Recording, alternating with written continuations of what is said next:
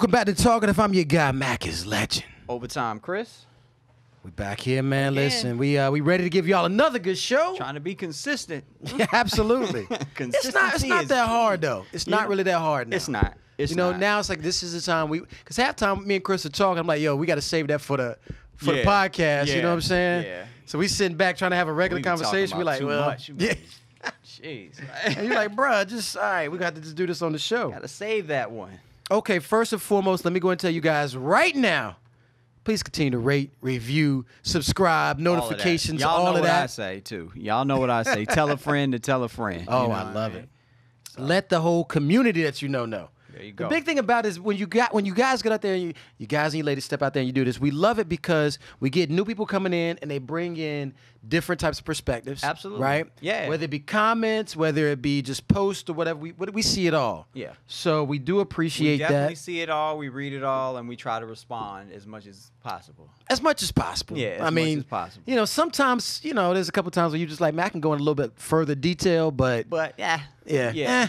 And the reviews, literally, you just a sentence. Yeah, a sentence will that's do it. it. A sentence will do it. You know what I mean? A sentence ain't even hard to give us, right? Just be like, they are really dope! There you go! Exclamation point, and that's all you need. I love it. That's all. I love it, Chris. That's it. That's all. So I'm gonna tell you right now. Do not wait. If you're gonna do it, do it now. I mean, watch the episode. Maybe you got to watch. You can open up more than one screen. Open up another screen. Say it real quick. Boom, be out. Multitasking. Okay. It is a way to do it. Absolutely. All right. So now we're gonna break. We decided to do a different format. We did? Yeah, a new format. I knew show format. It's like we did. No, they're gonna love this. Yeah. This is 4 different sections we got right now. Absolutely. Okay. Read, watch, listen, learn. Okay. All right. I'm telling you that because we're gonna try this out to give it a little bit better organization type of thing. Flow. A little bit of flow. Yeah. A little bit of flow. Some regularity. Yeah. Absolutely. Put some fiber into the I love it. podcast. My man says some fiber. Put some fiber into that's the thing. Regular. Yeah, we'll make sure you're regular on this. I gotta give a big shout out to my brother Mike. We had a long conversation about this, and Mike. I still have yet to meet your brother, man. Oh man, you're gonna love him. Mike, Mike's a man's man. Yeah. Mike come through. He can knock somebody out, but the same way he can broker a good deal. Broker a good deal. He can broker a good deal, knock somebody out. He's a man's man, and I got it. I'm excited about the guy. He's about to get married. Oh, Mike got engaged. Yeah, you telling me about that? Yeah, I'm telling you, man. Got a beautiful, soon to be bride. Yeah. Oh yeah, I know you know what it's like. 3 weeks out. Wow. 3 weeks out, bruh. 3.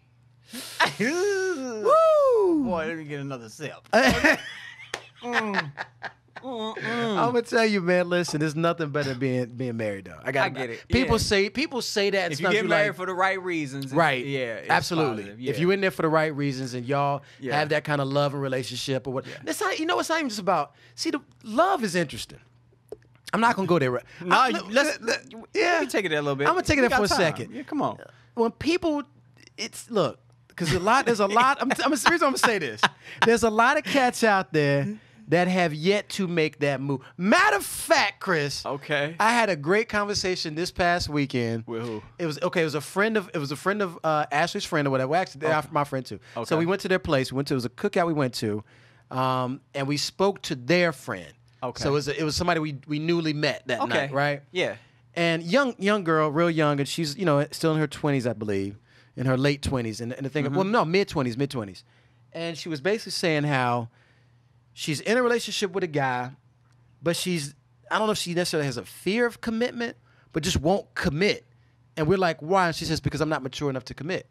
And I was like, okay. So we said, okay. And then she says, but if he asks me, I'll say yes.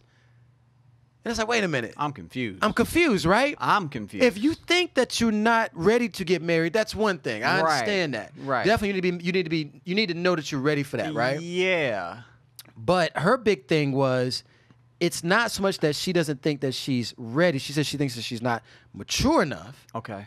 But if he asked her, she'd say yes. So I said, you're really putting the strength of your relationship on him. Totally. That's exactly what you're doing. Yeah, I mean, if he says it's cool, then we're good. That's not really a relationship, though. Yeah, that's like, I'm going to tell you what to do and you're going to do it. You just going to do it. Like, so her hesitation with commitment, was it based on things that she was or y'all didn't get that deep. We tried to get that deep. I mean, this was a like, drinking night, man. We were out, we was out, having drinks and eating good food. Because I mean, there's got to be some reason why. It could either be the relationships you had growing up. It could be like relationships that you've been in. Good point. But yeah, I'm like, yeah, that's not really a relationship though. Like that ain't what you want. Okay. Nah, and that's what I was saying to her. Yeah. I said, but I think her thing was, so when I mentioned the word love, I think that her way of showing love was to respect maybe his decision or something like that. Yeah, okay. So I guess what I'm trying to get at is, and I can't really talk about her specifically. My biggest thing that I heard from her is, to be honest, this younger generation's problem with commitment. You know what I'm saying? I've heard that a number of times. And that's what's getting me. And I understand that the young generation say, oh, it ain't that. We're just not going to go and make the same mistakes the older generation made. And I was like, wow, they're not necessarily mistakes. Nah. But I think if anything, you need to understand what marriage is. And like she even said something, she mentioned something about financial and all that. And I was like, yeah, no, but it's so crazy how people have, what's the word I'm trying to say? Like they have dissected what marriage is to so much to the point that it don't even look like it wasn't to begin with. Like, you get like a frog, and you dissect the hell. I'm about to go there, but you dissect the heck out of it. And you're like, wait, is that a frog? It's like flesh. And like a bunch of just like stuff. I think people just take advice from like I don't take marital advice from.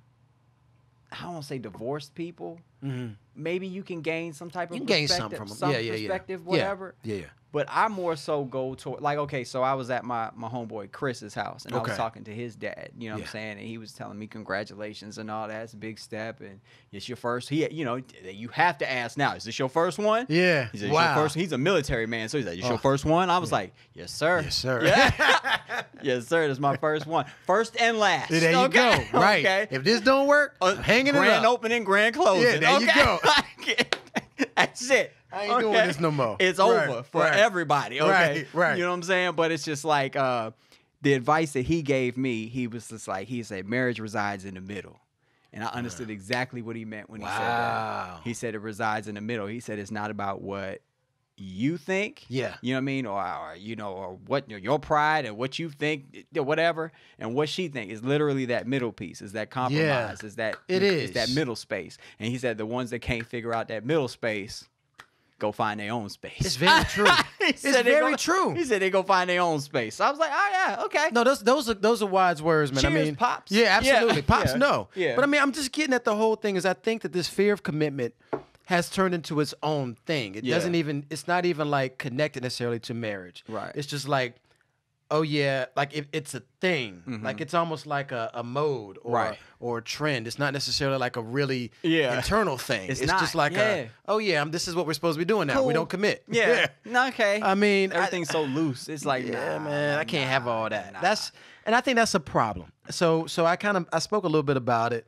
But again, my brother, he's about to get it. He's engaged now. He's gonna be getting married. Mm-hmm. The woman he's with is amazing, and so I'm excited about it. But I know your time is coming up soon, so yes, I'm excited about yours first, since that's coming up like right around the corner. Well, thank you. Yeah, we're gonna have a good time. Yeah, absolutely. Might do some IGing. Yeah, why not? Let's share with the people. Just share a little bit. Might do a little IGing. I get on Lee about it, but I'm gonna do a little bit of it because I'm in the moment guy. Like when I say a little bit, I made it literally will just be a piece. You know what I'm saying? But, pictures will go up. You know what I mean? I'm gonna have my camera, right? Because I like taking pictures, so I'm gonna have my camera. And you gonna be in your moment though. Step. You gonna be well, you might be. You might be. But I'm be honest, when you there, in the moment, everybody's talking to you. You gotta do this. Everybody keep telling me. It's gonna be hard to be like, well, hold up. You gonna be like, man, hold on, what I gotta do? Where I'm supposed to go? All right, let's dance real quick. It moves fast, man. Yeah. That before you know it, that night is over. So yeah, I'm gonna enjoy it. I try to enjoy every moment that I'm in. It's and I try to document them as well as possible because, good. Growing up, like my dad and my mom did a really good job of like documenting our childhood. Oh so yeah, it's like we could literally go to every phase and find a picture or wow. Yeah, it's crazy. They did a real good job with that. You gotta try to do your best to but I'm in this place just real quick. Capturing moments, man, but make sure you really capture the memory. Yeah. And so sometimes the memory, you can't be capturing the moment while you're doing the memory. Exactly. You know what I mean? Exactly. I probably could have worded that better, but you get what I'm trying to do. Yeah, I get what you. I know what you meant. Yeah, I know what you meant. All right, man. Let's get into this, man. Our first little section we're gonna break on is read. Do we got time for this, or do we need to? We got time. We got time. We got plenty of time. Listen, stories that came up that we really interested in, or just popped Did you up. want to shout anybody out before we get into that? Oh. Yeah, what's skipping oh people. Yeah, you just skipping over stuff, man. Listen, I'm wilding now. I'm excited by this. We got the docket right in front of us, and we can't even do it right. I'm gonna tell you, man. But that shows you how we was winging it them last 10. Oh okay? man, absolutely. We would literally sit down. Okay, what we gonna talk about today? Okay, we gonna go there. We gonna boom, boom, boom. We was literally calling check downs. You know what a check down is in football? No, it's literally what happened. Yeah, it literally like the quarterback, the coach will call in a play, run the zebra or whatever. Yeah. And then the quarterback get out there and they lined up in a formation that he like, coach, that ain't gonna work. Check. Yeah, he'll check, he'll check change out that of up. that. Yeah. Check and they'll call another play and then they'll run that play. I'll be damned. So that's literally what we be doing on this podcast. We do, man. I mean, the thing that's what it is. I mean, we go by we did even more. So we even still to some degree we're going by the what's the fly the seat. Whatever, that thing. Yeah. All right, so real quick, I do want to shout out Idris.com. Make sure you go to Idris.com. Check them out. I just put a video up. I meant to make it live. I literally just did. Yeah, And so it's like, I'm showing you what I did. I'm showing you the shoes that I got. You can see right here one of the pair of shoes I got, the camo low top. I love it. Idris.com, they're doing some really cool things. You can get your own custom shoe there. I want to shout them out. They didn't pay for this episode. They did not. Neither did Uncle Nearest. No. But these brands that we love and we know we work with, so we like them, and maybe one day they will. You know what cut I'm saying? that check. Yeah. So check them out. Also, be sure to check out people I'm working with near and dear to my heart. Uncle Nearest, 1856. Chris and I have already had some good moments with this. This is like, we're gonna have this at the wedding. Oh, absolutely, you are. You know what I'm saying? Absolutely, you are. And you said like, I don't even think I told Lee about the drink that you came up, or the drink. Oh, that you said. The Brown Derby. The Brown Derby. So, yes. Yeah. So, Lee, can you explain to her what the Brown Derby is? Okay. Check this out, Lee. Because this is the first she's hearing it. Okay. Let me tell you, this is what y'all gonna have. Yeah. You know, I feel like the game show. What you've won today is. So you're gonna have. I want you guys to check this out. Okay. If you want a good, let's say you do drink. Whiskey straight. If you drink whiskey straight, you know how I like it. Yeah, as we do. Right. Yep. You already know how I like it. Double Uncle, single cube, no doubt. But I'm gonna tell you, if you want a good cocktail, try the Brown Derby. From what I understand, the Brown Derby is Uncle Nearest, a good Tennessee whiskey, mixed with grapefruit juice. Right? See, that's already setting. I'm telling you, man. A little sour, like, bruh. Oh, but I'm gonna tell you, it's a trick to it. It's a trick to it. So you got grapefruit juice and you have honey syrup, right? Okay. You mix all three of those together, you come up with this thing called a Brown Derby. Now, here's the deal. The bite of grapefruit juice that you normally get drinking it straight, right, it goes away. Oh, wow. It smooths out. Okay. The whiskey has a way of smoothing out the bite or the twang or the tang or whatever you get. That's interesting. Yeah, you don't get it as much. Yeah, that's And so it becomes like this really pleasant, smooth drink. Yeah. So, I mean, yeah, you can also make a good old-fashioned, right? You can get a whiskey sour. You can get a Manhattan, but this right here is a little bit different. Okay. Especially for somebody who's not really a big whiskey, they don't drink it straight, they don't drink it neat. Right. This is the one I think. And plus, if you just want a nice, pleasant drink, I'm not a big cocktail guy. Me either. Because that's why I'm learning right now. Oh man, listen, I'm gonna tell you. I'm not a big cocktail guy either. Yeah, it's just I'm just used to just getting the bottle, boom, there it is, let's go. Right. But I'm telling you, man, this to me was absolutely a wonderful cocktail. I'm looking forward to trying. Oh man, absolutely. A Brown Derby. More than one. Oh yeah, you gonna have and it ain't gonna take but too many. Yeah. This is 100 proof now. That 100 proof is gonna hit you, and you're gonna know something. That's why they was like, we're not passing out shots. They was like, we're not passing out shots. I was like, nah, we don't even want you to do that. Well, I don't know. It might turn up. I'm like, shots. Put on that song by your boy John. Yeah. Lil John, man. When that come on, you know it's a problem. They was like, y'all need to come up with a drink. And I was like, I know exactly who I'm going to ask. I was like, you got it. Yeah. Brown Derby, there it is, boss. Absolutely. It's going to be a good time, man. But definitely shout out to Uncle Nearest, 1856. Absolutely. If you don't have it, you got to get it. If you are in D.C. or Maryland, hit me up. I'll tell you where to go to get it. We got a couple of events popping, but even then, You have a special email, or they just hit you on your? How did they get in? I do got a special one. Because I mean, we got all that wall space. We got all that wall space. If they want to get in contact, I'll throw one up there for you. You can hit me up for Uncle Nearest. Yeah. If you are in an area where we carry it and you want to get it in a certain particular like bar, restaurant, even an off-premise location, just let me know. Yeah. All we want to do is get out there and spread the deliciousness that is Uncle Nearest 1856. Yeah. All right, so I did my shout outs. You got a shout out? I have 0 this week. So, oh yes, I do have a shout out. Come on! I'm actually wearing my shout out. There it is. You know, I don't know how, I'm trying to say it how they say it over there. They don't, Tottenham. Oh, Tottenham. The Tottenham Hotspurs. The Tottenham. Okay. Yeah. Wow. So we 2-0 at this point. Wow. Okay. The Premier League season just started. So. Now you got to school me, man. Tell me about Tottenham. Tottenham, it's just a football club. Yeah. It's just a. And y'all are 2-0 now. Football club. We are 2-0. We beat Fulham and Newcastle. Wow. Yeah. Okay. They don't pronounce ham. I don't think they say ham. Ham? Like, because it's Tottenham is how I say it. But everybody, Tottenham. like the guy that I spoke with, he was like, it's Tottenham, bruv. Tottenham, bro. Yeah. I was like, hey, bro. I'm going to try. Hey, governor. Yeah. It's Tottenham. I was like, man, I can't talk like that. But you know what? Yeah. I'm going to try my best. Oh, you got it, man. So they don't pronounce the AM, and they just say I think that's what they did. Just Yeah. I gotta admit, I love bruv. Yeah. I use bruv every now and then on text. I think I might have hit you a couple times. I just think I sound stupid using it. I want to use it. Nah, use it, man. Look. I just sound crazy. Yeah, I think when you say bruv, it might sound different versus when you type it. Like when I text bruv, they like, oh, okay, all right. You have a little, I had bruv in there. Yeah. I was like, all right, bruv. Wait. I got a little English. You a little English? You a red coat? I got 3%. The red coats is coming. Okay, I got it. Yeah, man. Nah. You know what? Shout out to Tottenham. Okay, and it's just the beginning of the season. We just started. It's a long way. The season don't end until May. So May next year. Right. So it's a long season. Yeah. Hope you stay up. It could be the last two. Okay. Yeah, you know what I mean? But you won't be wearing that shirt. We got a decent squad, so I'm good. Shout out to Dele Alli and Henry Kane. Oh yeah, and Trippier. Those are your homies. Those are my homies, man. I gotta meet them, man. Man. They're like your homies, like Andre 3000 is mine. Yeah. So got it. Yeah. All that. Yeah. Nah, that's dope, man. So let's get into some top stories. Yeah. Some things that are out. We good? We good, but let's take a little break because I feel like we're gonna talk long. Oh, absolutely. Yeah. I'm with it.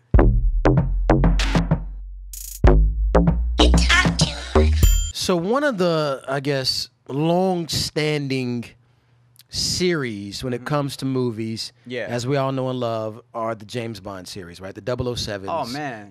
Classic, right? Classic. I mean, how far do you go back? I mean, I remember some of the Sean Connery ones. Jeez, yes. Not all of them. Connery. Wasn't there a dude was there a dude before him? Yeah, the main dude was Roger Moore? Was he? Is that the Might have been Roger Moore. That's too far back for me. I don't know. I know I started with Sean Connery. Yeah, that's the guy I started with. Because that's what I watched with my dad, Right. And then I kind of got into Pierce Brosnan, and then the new dude after Pierce is Craig, right? Daniel Craig. Daniel Craig. Yeah. I gotta admit, a lot of them I didn't know. I remember Timothy Dalton, which is funny because he was in one. Oh wow. But Timothy Dalton, Pierce Brosnan, of course. Yeah. Sean Connery. But to me, out of all of them, I gotta admit, my favorite was Sean Connery. Okay. Out of all of them, I just thought that Sean Connery had the look, the feeling, and the he was much more, I guess, debonair to be 007. Okay. Pierce Brosnan he filled the role. Well, I just felt like he did. It felt like Sean kind of has that swagger. Plus the way that Sean talks, Yeah. Sean Connery. It just has that sound to it. You know what I mean? So I was just like, yeah. My favorite was. Ah man, I kind of feel you on that. Yeah. I thought Pierce was cool. I thought he was okay. Pierce is cool. He's just smooth. He just didn't have that. He didn't have that edge. He didn't have that edge. Right. And I think that's what I like about Daniel Craig. Daniel Craig is all edge. He had that. He had that edge. He wasn't that smooth to me. No, Daniel Craig ain't smooth at all, John man. Connery smooth. So I wish I could kind of mesh the two. Okay. Because I don't feel like Sean Connery had the same amount of edge that Daniel Craig has. I don't think so. Yeah, not to me. Well, I'm glad you actually say Daniel that. Craig had balls of steel. Like, you know what I'm saying? Like, literally. He was crazy. Yeah. He did crazy stuff in his. He wasn't 007 though. Why you say that? Because 007 is you gotta have swagger. I just don't felt like it was forced at times. I felt like when he tried to character. be smooth, I was like, nah, you coming off too hard or something. Like, he just looked too much like a military. Which, to be honest with you, that's what that role should probably look like. That's true. He did. But he looked too military to me, man. He didn't. I mean, not to judge the dude, but he just ain't. He wasn't pretty enough. The guy. He wasn't. He didn't. He didn't like he would get no women, man. I he give you that. I give you it looked that. like I'd have to tell him how to do it. I give you that. But I think if you take Sean Connery and I think if you take Daniel Craig and you mix them together, you get what could be happening with my guy Idris Elba. That's why. Elba. Dude, I read that. Yeah, I read that. I think Idris Elba might be the next 007. What are you thinking about it, though? I think that is like probably the best pick the best thing they could transition into, because I feel like he has both of those things that I like about what Bond is supposed. He's supposed to be smooth. Yeah, you know what I mean. He's supposed to be good looking. Yeah, he's supposed to have that swagger. That there's just that smoothness. It. Like, and he got it. That unattainable smoothness that people just don't feel like he's the coolest guy on earth. I'm telling you, literally, that's what James Bond is supposed to be. But James Bond got to have that edge too. He got to have that. That steel. Like, you know what I'm saying? Like, so he got that stringer bell action. And there you go, right? He got the stringer bell action. Oh, man. And he got this. Yeah. So I think that's I think it's going to be awesome, man. I do too. I think it's actually a no-brainer. I think that if anybody's fighting it, I understand that they might be saying, we want to keep this character in our head consistent, whatever. Right. Yeah, whatever. Okay, when you do that part, I think you're still getting the same character. Yeah. Now, only thing I don't want to do is, I mean, it is, you are bringing a brother up in this, so it is going to be, I don't want them to all of a sudden make the new content be.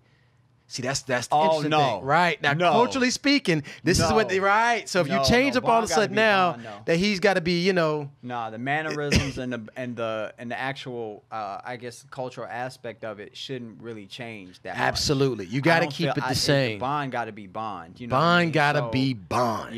Bond got to be Bond, man. Well, that's what I'm hoping that they do. I don't want them to change the character up so much that it's not Bond anymore. It's not recognizable. Right. Yeah. Right. Yeah. Absolutely. Because I mean, like I said, you got a guy with Idris Elba. Drink something shaken, not stirred, or something like that. Oh yeah, it's is it martini or something? Yeah, I think it's not stirred. Shaken, not stirred. And I can imagine. You can just imagine Idris saying something like that. Yeah, and absolutely. And he still got shaken, the right. Is he going to use his British? Oh, he's got to. Is he going? But how he's a little bit more like this. It's just kind of like, and it's kind of like it's kind of rough though, sounding too. But at the same rate. You might have to smooth it out a little bit. He might have smoothed it out a little bit. And I mean, I'm just curious if he's going to do his walk, because that walk that Idris Elba does. Yeah, man, he's just too cool, man. It's cool, but it's kind of hard, man. Yeah. He's like that's why I said if you like Daniel Craig's edge, you're going to have to love the edge that I believe. I feel like he's going to have both. I feel like I think he is too. That dual perspective that I've been looking for, and they haven't had that. None of them really have had all of one thing, if I'm being fair. Because Sean Connery did the smooth and couldn't do too much edge. Yeah, but he didn't give you too much edge. Nah. And then Pierce was just smooth. He was really smooth. Right. But it's just like, dog, when he got Pierce, Pierce just come off like somebody daddy. This is what Pierce looked like to me. He seemed soft at times. He did. He seemed like he can go play with the kids or something. Yeah. Like that's the thing about Pierce. Like Pierce had his name fits him perfectly. Yeah. His eyes were piercing. That's about it on him. Pretty much it. Like if you look at his whole everything, his whole talk and everything. Yeah. If his eyes did a certain thing, you'd be like, okay, he's mad, right? Or he's serious, or he's trying to be, romantic, right? But physically, with that stiff back, right? And are you just going with the stiff back? He had a stiff back. He did have a stiff back. He'll walk around with that stiff back, and you can't be out, mixing it up and making moves with a stiff back. So for me, that threw it off with Pierce. Pierce had the look, I guess, to some degree, and had the look, the eyes and all that. Yeah, he played it okay. I mean, what's your favorite Bond though? What's the oh man, Oh, What was your gosh. favorite? Like, it's Let so me pull up many. let me pull up all the ones. Yeah, what's your favorite one? I think GoldenEye might actually be my favorite. Okay. Okay. I believe. Let me see. 007 movies. What's yours? Mine is Casino Royale. Oh, so yeah, you all Daniel Craig in there. Yeah, that was my like favorite one. I didn't really honestly the last what was that, 3? What was the last 3? Hold on, let me find probably them. they were all Daniel Craig. I think you're right. The last 3 I didn't really. They were cool. They were Bond movies. They were fine, but I was just like, yeah, I just didn't really get into them as much. But okay, so the other one I will say, the other one that I will say, if I don't say Casino Royale, because now I'm looking at all of them, is Die Another Day. Isn't that the one that had Halle Berry in it? Die Another Day. Oh, was that Halle Berry? I think Halle Berry was in that Halle one. Berry one. Yeah, you got to put that up. That was. Yep, she was in that one. I just clicked on it. Yeah, so I'll go with that. That was mine. I don't know why I liked GoldenEye so much. I think honestly, the video game maybe made me like GoldenEye. I really do. I think somewhere in it, I'm being honest. I think that GoldenEye became that good to me because of the video game at that time. Yeah. First person shooter game. Yeah. You know, that kind of just made GoldenEye become a thing. Yeah. And that's also 95. I mean, just at that time. I don't actually remember that one too much. Oh, man. No, that one was good, man. I need to go back and watch that one. Let me pull it up real quick. Because all the other ones, Tomorrow Never Dies, remember that. The World Is Not Enough, remember that. Die Another Day, remember that. And even going back to the, these 2 Timothy Dalton ones, I remember License to Kill and The Living Daylights. I remember those. And then, of course, The Diamonds Are Forever. It's like, that's my dad's favorite one because that's Sean Connery. Oh, yeah. You know what I'm saying? That's my dad's favorite one. Yeah, oddly enough. That and Goldfinger were my dad's 2 favorites. Oh, yeah, Goldfinger. Yeah, those were it. Wow. But Goldfinger all these 64, are good, man. Goldfinger 64 and what was it? What did I just say? I bet you Goldfinger did pretty good. Diamonds Are Forever 71. So yeah, I wouldn't. Yeah.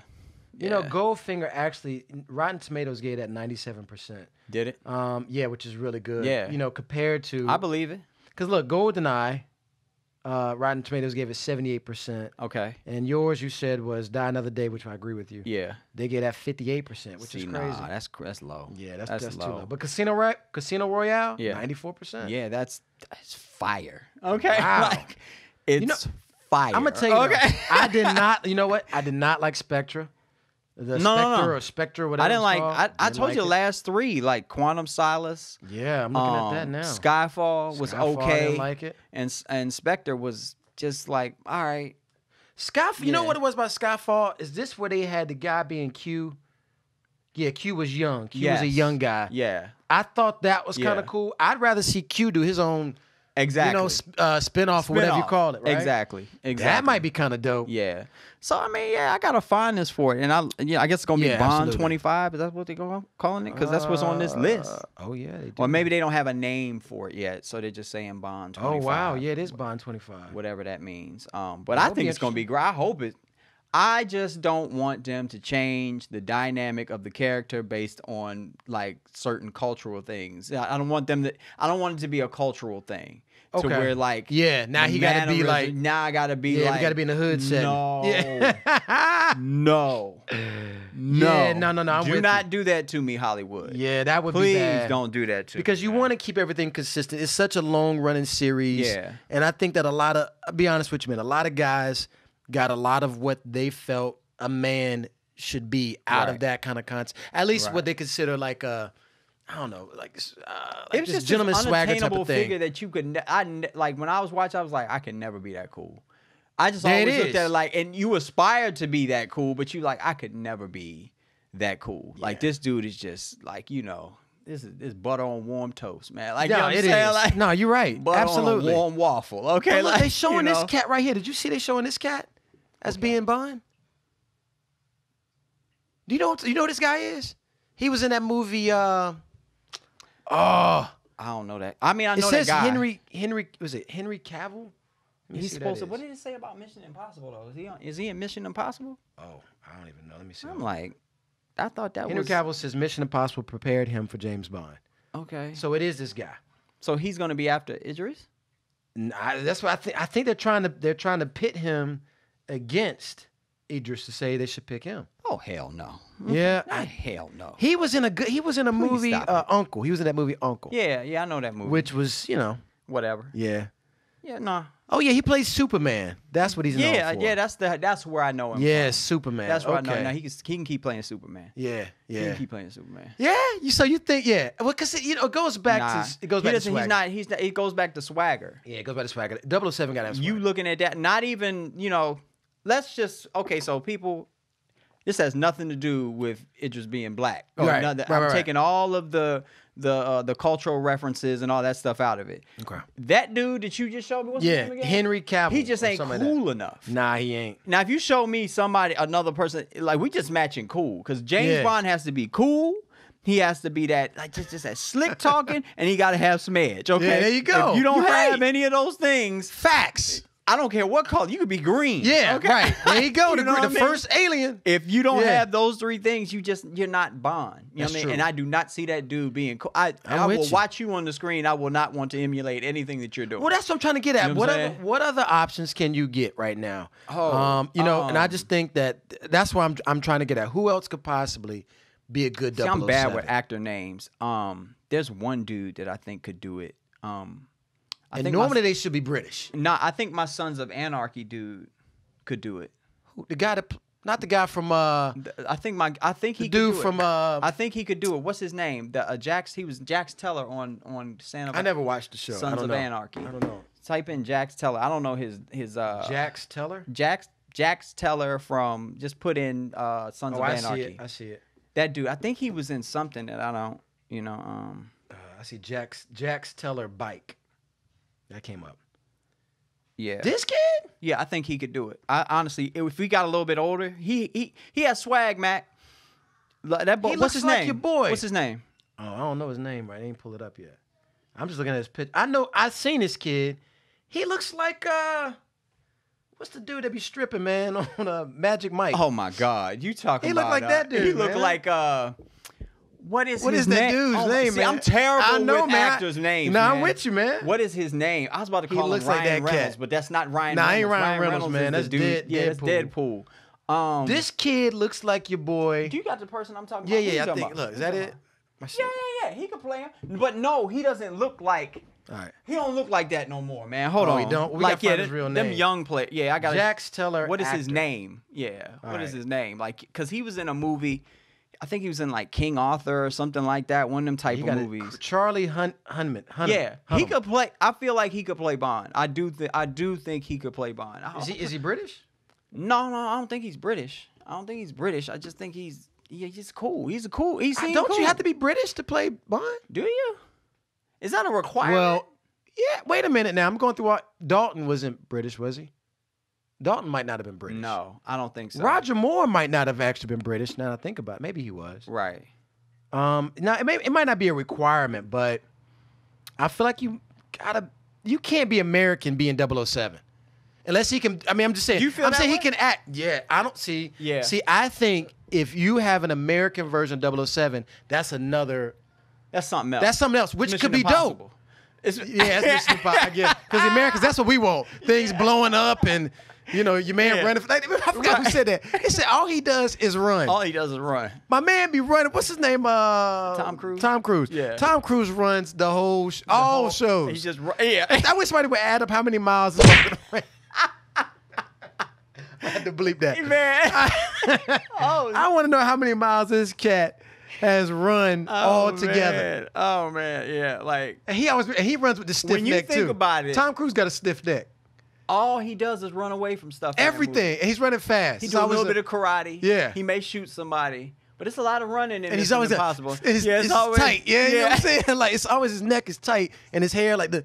So yeah, It's just like, needless wow. to say, you're not really a Mission Impossible dude, huh? No, I like Mission Not a Impossible. big fan, I like Mac? Mission Impossible. The only thing about it is, it's always completely impossible, and he's always running. I mean, it's just like this. Like 007, you get what's gonna happen. There's gonna be a fly woman in there that he's gonna be with, and he's gonna get it. Like Daniel Craig actually got whooped up a lot. So Daniel Craig Okay. was different. He got beat a lot. They didn't. Honestly, I would say this 007 to me did not follow too much of the same thing. Of course, there's a villain, there's a lady, Yeah. there's a car, Right. there's guns, but it doesn't necessarily follow the same. I don't know how to put it, like plot necessarily. Right.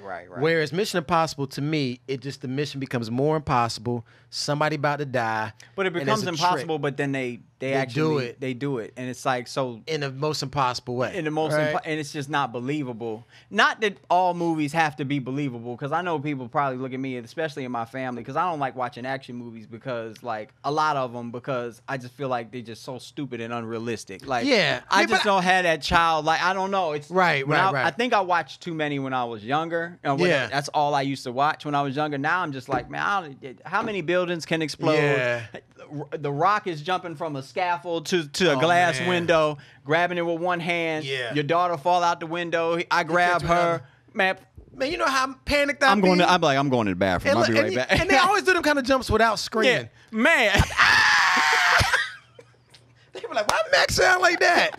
Because I'm scared. Man. Okay? It's like, yo, they if be I fighting. miss, I'm dead. They be in the movies fighting for 45 minutes, Mac. Dude, and not tired. Hey, ha, right. Bruh. I'll be like, I'm going to the bathroom. Yeah. When I come back, they still going to be doing whatever they're doing. Right. Like, it's crazy to me. That's so what I'm it's saying. like, I can't do it. That's my only problem with those kind of movies. Mission Impossible. That's Mission Impossible. So the American But what 007, Bond gives you, it gives you some dialogue, some slick dialogue. Some slick dialogue, it gives right? You environment. Absolutely. It just gives you a bunch of stuff. It's not just action. You said it perfectly. Yeah. It gives you, and that's one thing that they always do. They give you an environment. There you go. Because that's something that is unique to Bond, 007. The setting is always it's elaborate enough to fit a complete, like, vision of things, right? Right. These other things, of course, American side is just a bunch of explosions and people fighting and Tom Cruise with a stiff neck. But other than that, Charlie Hunnam, I don't know. I gotta check it out, man. You just gotta see him in the car. I just feel like I don't know. I mean, if he's American, I feel what you're saying. I need you to have a British accent. I feel what you're 007, saying, straight up, man. That makes sense. So,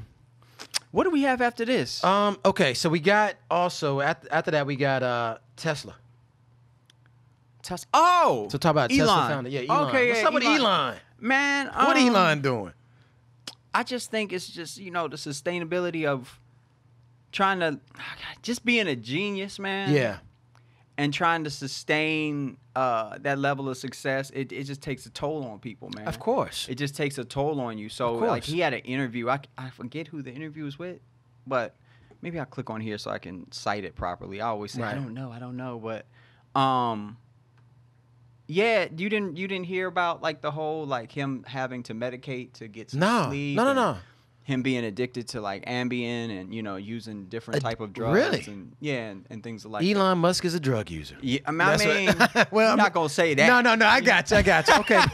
So, yeah, so wait, he's But just the pressure of being on all the time. Of being this guy that is solving problems. So, like, he's really solving issues that we have, like, what I mean, as far as, didn't he was behind helping the people in the and the Tesla. people in Thailand, the boys in Thailand. Didn't he help? Yes, he helped with that, right? Yes. Some of the he said some they're people in over solar now, like, and wind energy, and think he does so much, so that greatness can it's for lack of a better way of saying it, it's the same thing that Mike was going through, like Michael Jackson was going through, as far as just, like. Wow. I think the thing that kept him up at night was always trying to, like, think about how he can top what he just did. Yeah. It's like, okay, I hit you with Off the Wall, and then after Off the Wall, I hit you with Thriller, and that's just a monster album. Then I come with Dangerous, and then I come with I'm coming with, like, it's so Mike, man. You're always constant, and then you go away for a little bit.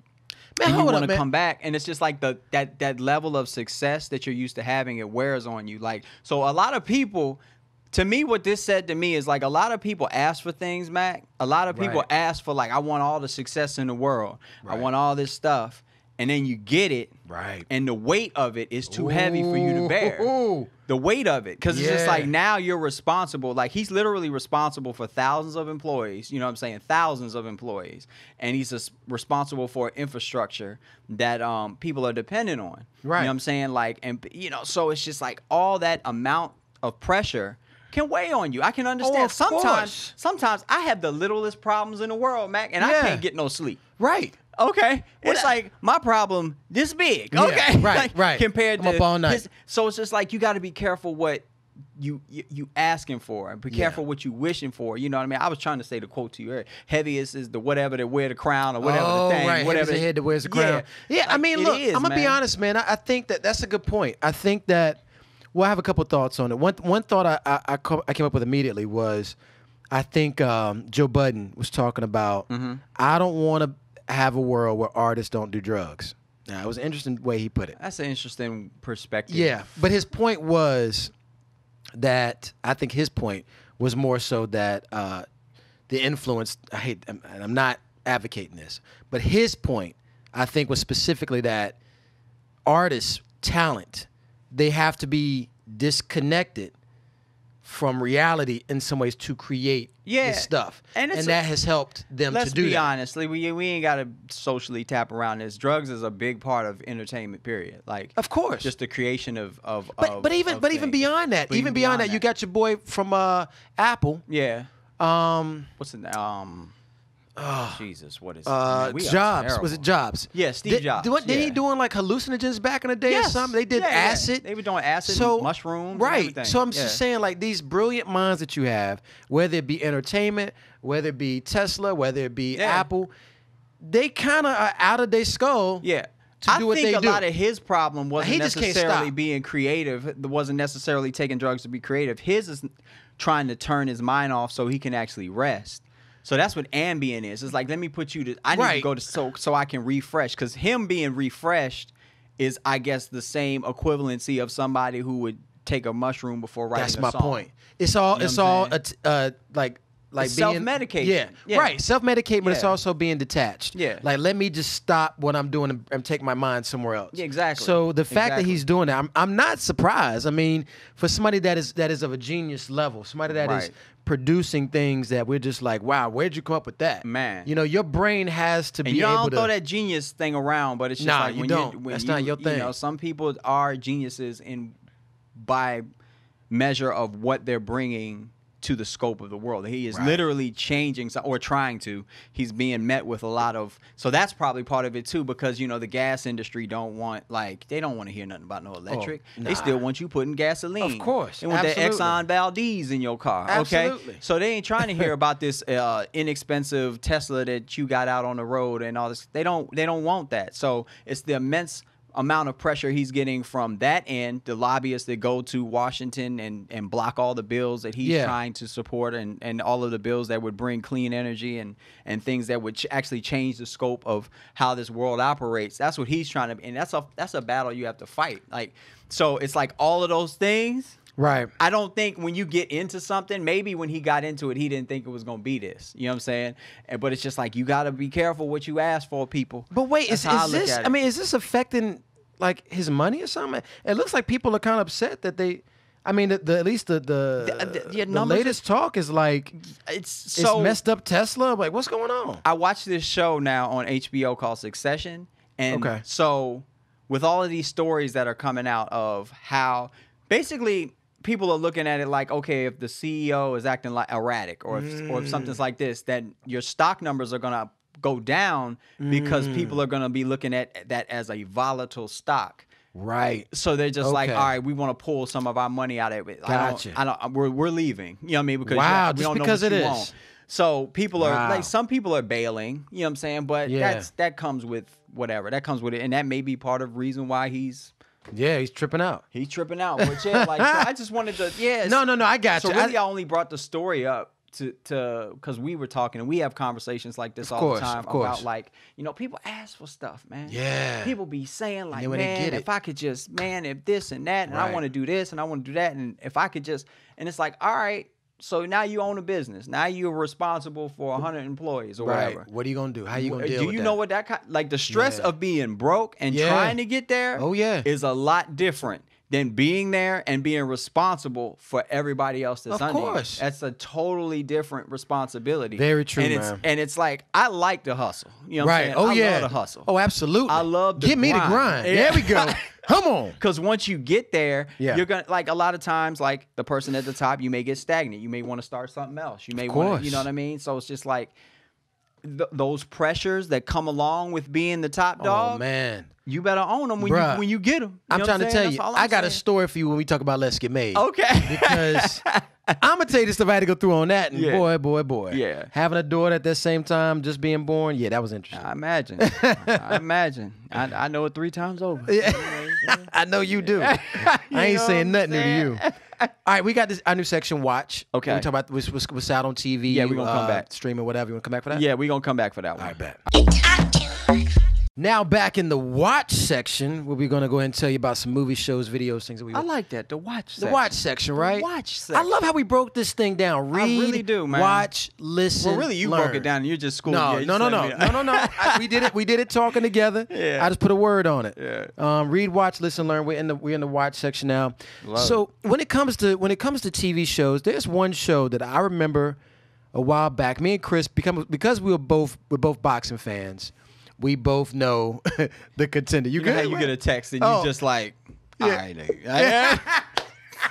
go ahead. Sorry, man. Yeah, no, you good. Just like, yeah, whatever. Right, done. Put that on the floor. Yeah. Nah, okay, so there's a show that came on years ago called The Contender. If you're a boxing fan, you've probably seen it. Me and Chris both, we watched at least the first 2 seasons. Right. But this show has not been on since 2009.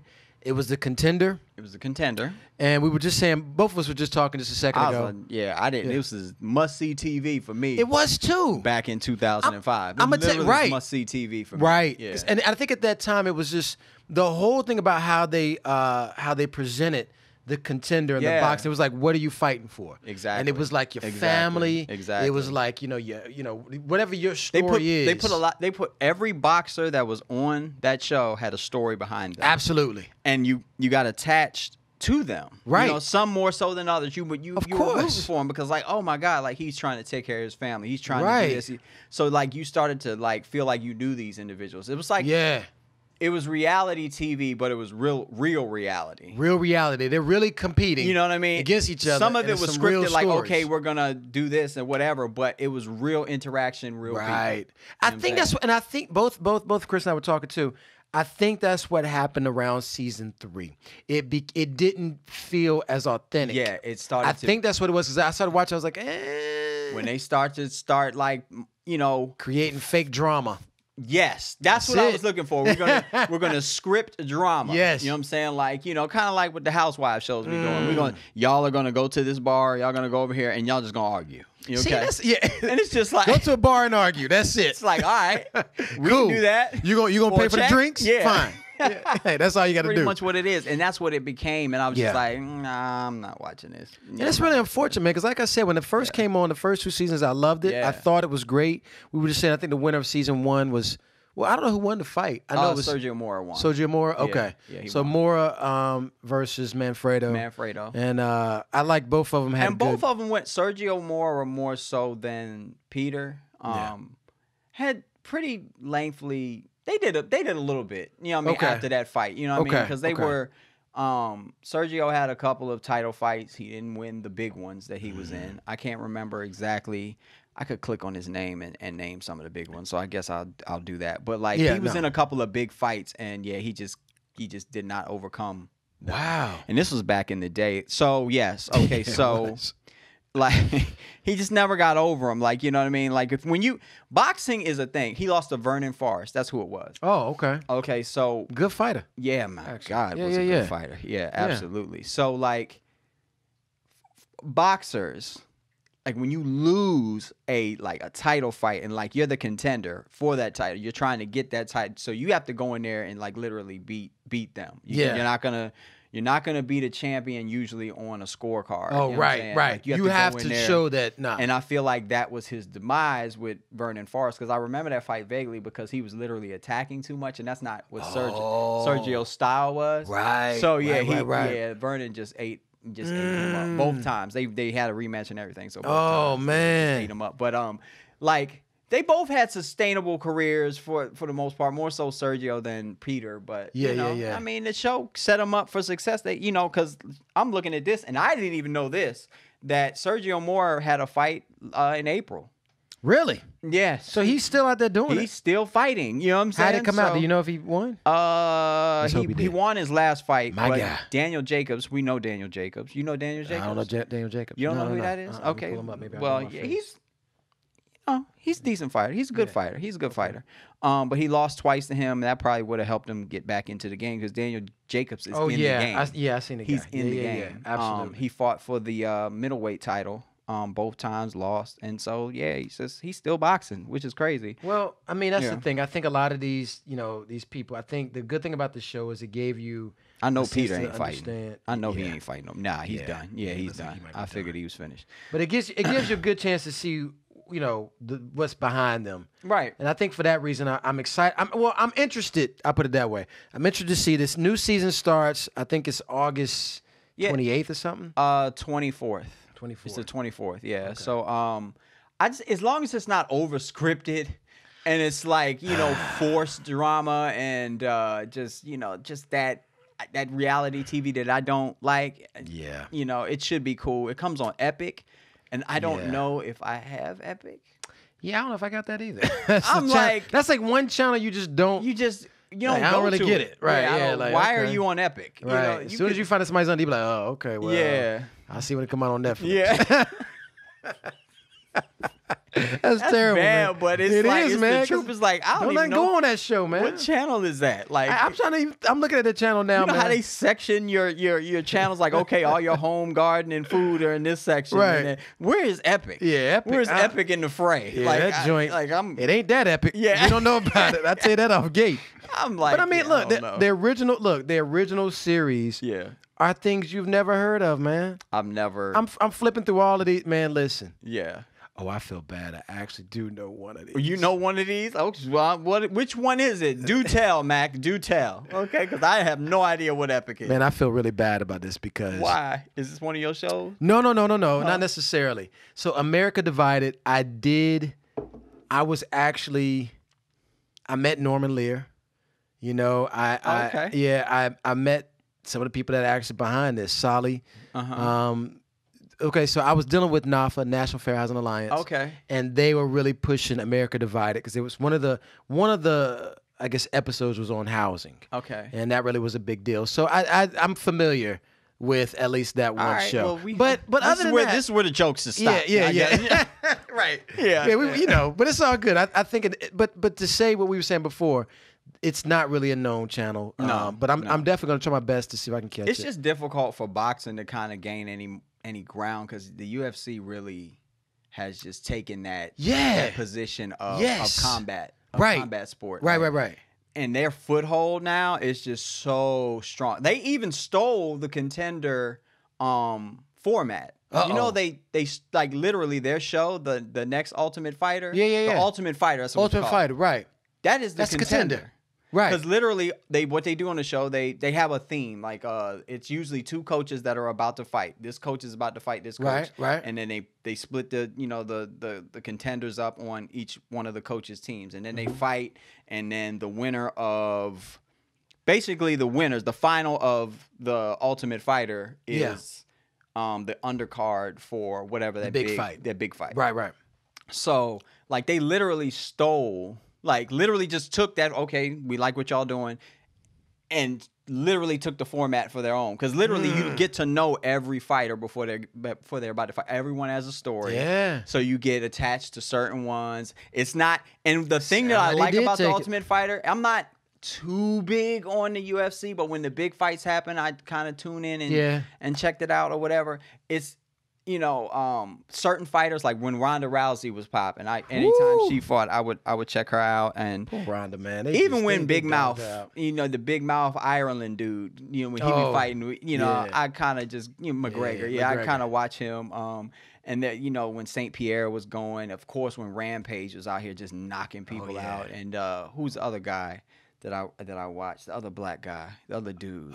Jones? Not Jones. No, Jones too, but there was another, and I can't remember his name. Oh, Randleman with the blonde hair? Rashad. Something. Rashad Evans? Rashad Evans. Rashad Evans, that's his name. Okay. So, like, I followed a couple of the people that came off but your that show. boy right at... Oh, man, I ain't even going...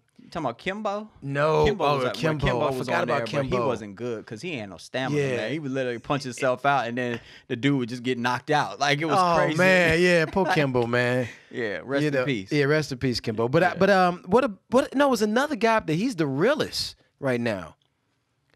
You would not. Tyron Woodley. Yes. Okay, that's my guy. That's the realest. That dude is no joke. Yeah, man. And the thing about it is, to be, I mean, he give me the Mike Tyson vibes. He does, but I'm gonna be honest with you, man. I know cats that kind of look a little bit like him. He doesn't look necessarily mean. No. To me, not necessarily. No. But when he fights, he gives you the Mike Tyson He doesn't have vibe. that ferocious face that Mike had. Absolutely. Oh, yeah.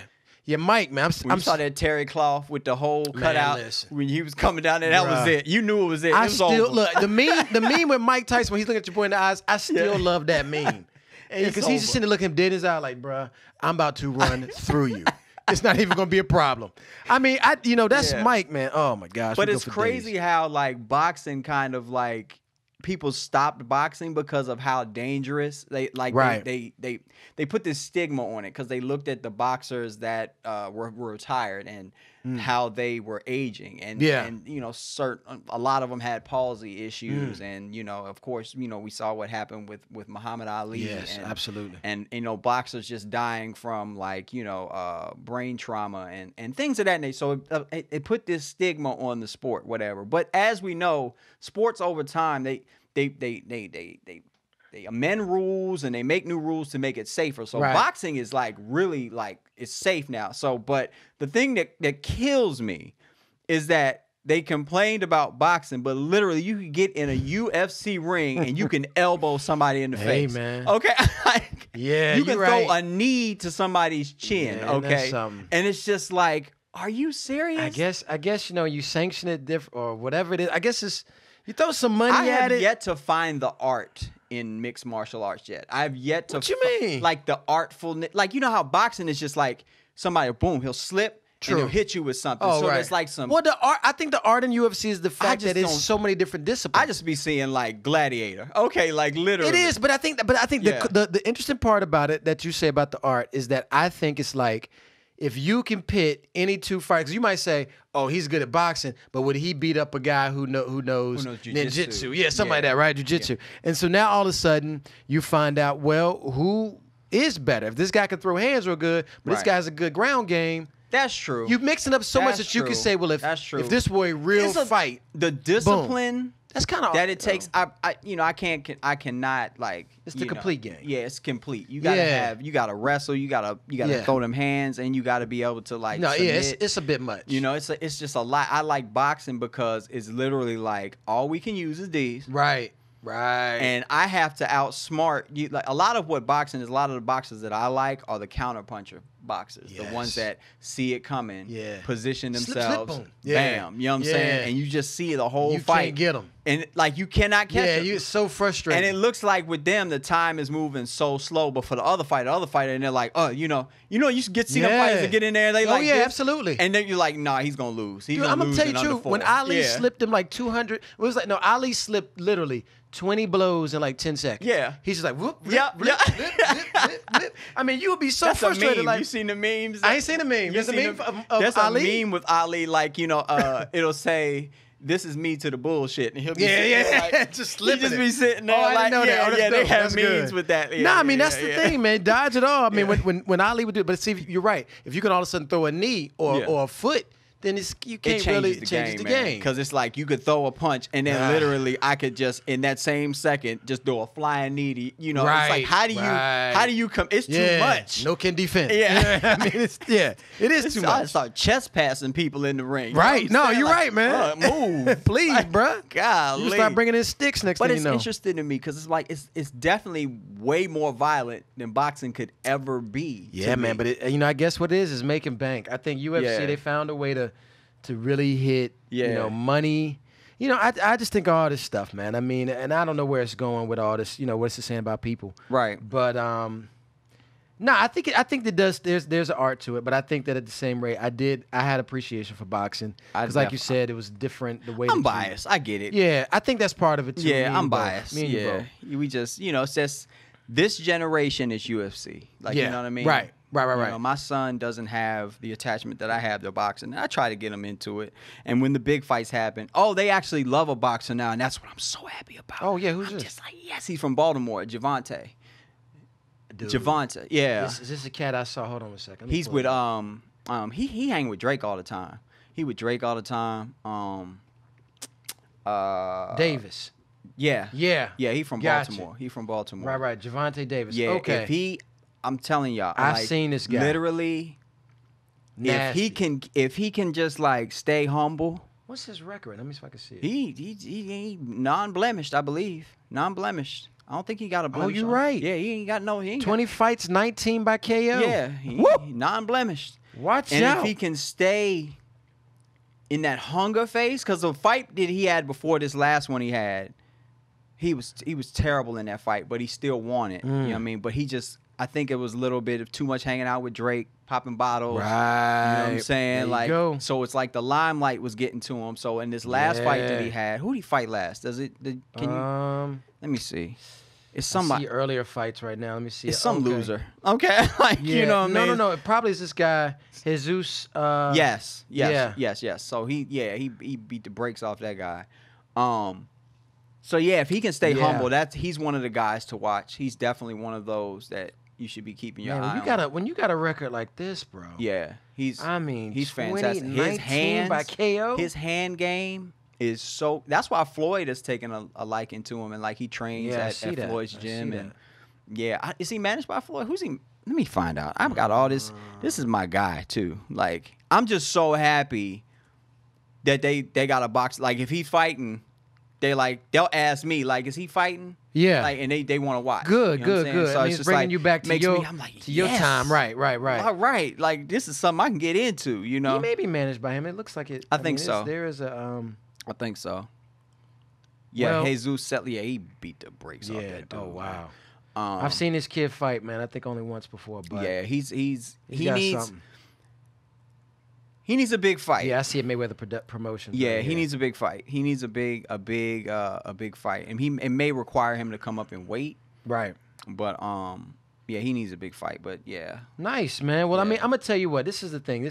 I get excited about boxing regardless. I think that it's a you good. You can hear it in my voice. Yeah. Well, it's the excited. thing. Of course, because I've always said out of all sports, my appreciation is always going on the one where you can't blame it on nobody else. Right. It's only you and that one other person. Right. You really are pitting skill against skill. Right. And one thing I also love about boxing is, at the end of the day, they always say, well, you might have been a better man tonight or whatever. And it's love, it's respect. It's always normally that's what it is, right? Right. And that's what I like about that. Yeah. Definitely. Now, also with shows, I want to point out one show that me and Chris watched, and I got to be honest, man. I just finished it last night. And this show, you put me on. And I'll be honest with you, man. This is not a show I definitely would have picked out the gate. But the name of the show is Pose. Yes, man. Pose, you can watch it on FX. They have some fantastic programming, man. Oh, man. Yeah, FX, man, come on. Bruh. That's where you want to be. You said Snowfall is on there. Snowfall. I haven't seen Snowfall yet, actually. So I got to watch that. You slacking. So that's good. I need a new show now. Yeah. Have you haven't seen season 1?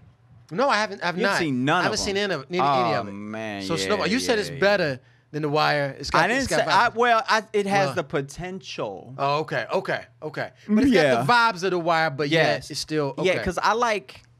It's a realistic story told with fictional characters. Okay. Oh, okay. And it's literally about how literally crack started, and how it tore the community up in LA. Because literally, this is not giving anything away. Yeah. They're going to show the community in a certain way when it first comes on. Right. And you're going to see full parent homes, like both parents at the house, neighborhood, grass cut. Wow. Everything. And then just pay attention to the environment just pay attention to what happens to the environment. It's so like, it's really raw. Yeah. Like it's a really raw look at what happened to the community in LA when crack hit the streets. Oh my gosh, dude. You know I'm definitely going to check it out. Yeah. Well, I mean, I'm going to tell you what, Pose itself was more so focused on the ball culture. Yes. Transgender community. But Yep. I'll be honest with you, man. This joint, if Snowfall is gonna make me as sad as because Pose makes you sad. They got some scenes. There's a lot of like they got some scenes. I'm up there trying to be like, my eyes sweat a little bit, bro. My eyes sweat. Because must be hot in this joint. The one thing that they did with Pose is they did a really good job of I think they tastefully told the story of this community and showed how connected they are to each other. And even though there was the bickering and the fighting within it, it was still a community that took care of we take care of our own. Yeah. Because at that point in the 80s, you know what I'm saying? Like, you know, transgender, gay, like, you know, that LBG, what is it? LGD? Yeah, I can never say it in one word. Yeah. Okay. But that community, okay. Why, let me say it. We do need to have a guest on here. I can't. There needs to be one word. It does need to be like an easier word to say. Yeah. But, you know, I just, man, all them letters. It's like, okay, but. It's a lot of letters. Anyway, it did a really good job of shedding light on it, and I feel like it could be an educational piece I think everybody should watch. Oh man, listen, I didn't honestly think everybody should watch it. I do think as well. I didn't know houses. Yeah, I didn't know there's such things as the house of. I knew like when in Gladiator there was the house of body artists. You know, I knew like in Gladiator times they did the house of things, but I didn't know in this ball culture community they had houses that would compete against each other. I had no idea, like the mother of a house. Right. I didn't know this. Now I'm even more. And those were birthed out of like, you know what I mean, necessity and like you know, just being in secret and like, cause like families, from what I saw, like the majority of them didn't understand it. Like it was just not an understanding behind what is wrong with you. There's something wrong with you. You know what I'm saying? That's crazy. They. Wow. You got to go. Yeah, you out. And so now you have, you know, a lot of the transgender community and the gay community, like they're homeless. They're out on the street. This is in the 80s. Like, you know what I'm saying? So it's just like, so out of necessity, these houses come up. You know what I'm saying? And there's a mother who people that they call the mother at the head of that house, and they would take people in, and they would compete in these ball things. But sometimes they wouldn't even compete. It was just so we can take care of you and facilitate. So you have a safe place to be while you're trying to figure out what you're going to do with your life. I'm telling you, that's fact. That is, dude. So just the community aspect of it and the way that the show, like literally, I was like, why is my phone going off? Like the show literally puts a big highlight on like how they literally just took care of each other. Yeah. Man. Like, you know what I mean? Which is exceptional, man, really. It really does. It really does. I mean, look, I'll be honest, I didn't even know it was that. Like, they even show in this, and we're not giving too much away. We're just kind of giving you a big overview of this whole thing. But they show even how the gay community had issues with the transgender community. Right. And it's that was interesting, right? And even showing how they will, you know, kind of dealt with each other in a different kind of way. But the ball culture. Man, I'm not going to even kid you. I was fascinated. What? I honestly thought Madonna made up Voguing. I really did. Oh, wow. Okay, that's how I got to be honest. Yeah, I mean, that's probably the consensus that most people would. I literally thought Madonna's Vogue. She's strike a pose, nothing to it, just do it, whatever. And I was like, oh shoot, Madonna got Vogue. Oh man, yeah, that's bad. You can create that. Yeah, everybody doing that now. No. Come to find out. No, without giving too much away, like the show will show you like a little bit more history on that. A little bit more history on like where it came from and like where that song came from and where the energy of that song came from. And you know, people ahead of their time in regards of like pushing those issues was like RuPaul when she came out with an album, and her album was successful. You know what I'm saying? It did its job in the dance community, like in the electronic music community. It did all right. You know, I don't know if you knew this about me, but I told you the other week, and you were like, "Oh, I didn't know that." Like the majority of the music that I spun when I was DJing like heavy was house music. So I did a whole lot of. I did a bunch. Were you doing that like in Baltimore? Is that Baltimore? Or? I did. Yeah, I did it in Baltimore, and I mainly when I was at school in Florida. Oh, Florida. Okay. And at Florida. So I'm. You know, you got to pay for books. There you go. Yeah. There you go. You got to pay for books. So you go up there, you would be DJing. It wouldn't be necessary. It was not necessarily a ball, but I would do like events that were, you know, the community, LGBTQIA. Okay, wow, it's just too many letters for me, man. It's a lot of letters. But I'm putting some respect on it. Oh yeah, absolutely. We put respect on the name now. But yeah, so I understood when I was watching the show. I was watching it, but I understood how that community, the gay community, takes care of each other. Like, yeah, you know what I mean? I've understood that at a level because just being around, you know, just being around it, you know, just DJing and just being music or whatever. Like, and people just have this stigma that they put on it that I feel like taints like their perspective. Of how, they just literally blanket. You know, we could just say how people look at black people. Oh, all black people do this. All black people do this. All y'all do this. It's not all this stereotype thing. Right. You know what I'm saying? So it's like it literally puts a face. Pose put a face on it for you. They literally put that face on it for you. They did a good job with it. I was able to get that just based on. See, but that's what I'm saying. I did, and that's a good thing. I think anytime you can, you know, understand or take part in various cultures.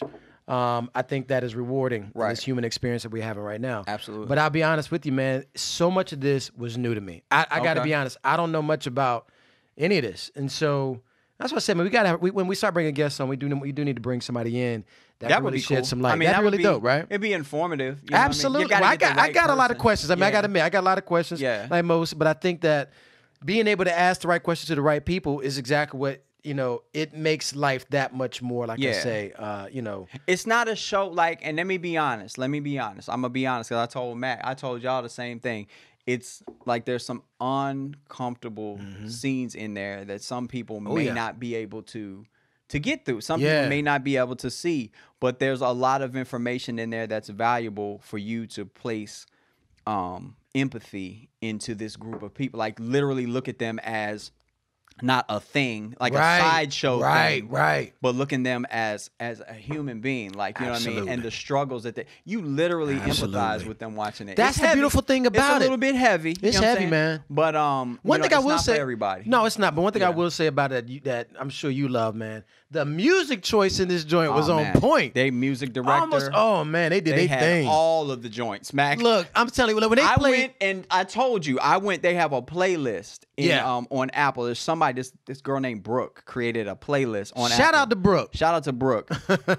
She has every single song in the order that it played on the show. You got to get that then. So I was just like, this is a perfect playlist. Yeah. There's so many cuts, man, on that thing. I mean, when they did, well, I ain't going to give it away. Should I give, I the one song. No, you can give away the song as long as you don't tell the scene. Okay, I ain't going to tell the scene. Yeah. But when they played Simply Red, Holding Back the Years, I was like, that song, it fit right. Oh, it fit perfect. Yeah. But I'll be honest with you, if you haven't heard that song, check out Simply Red, Holding Back the Years. That is one of the most. You know how back in the day you could listen to sad songs but love it and feel good out of it.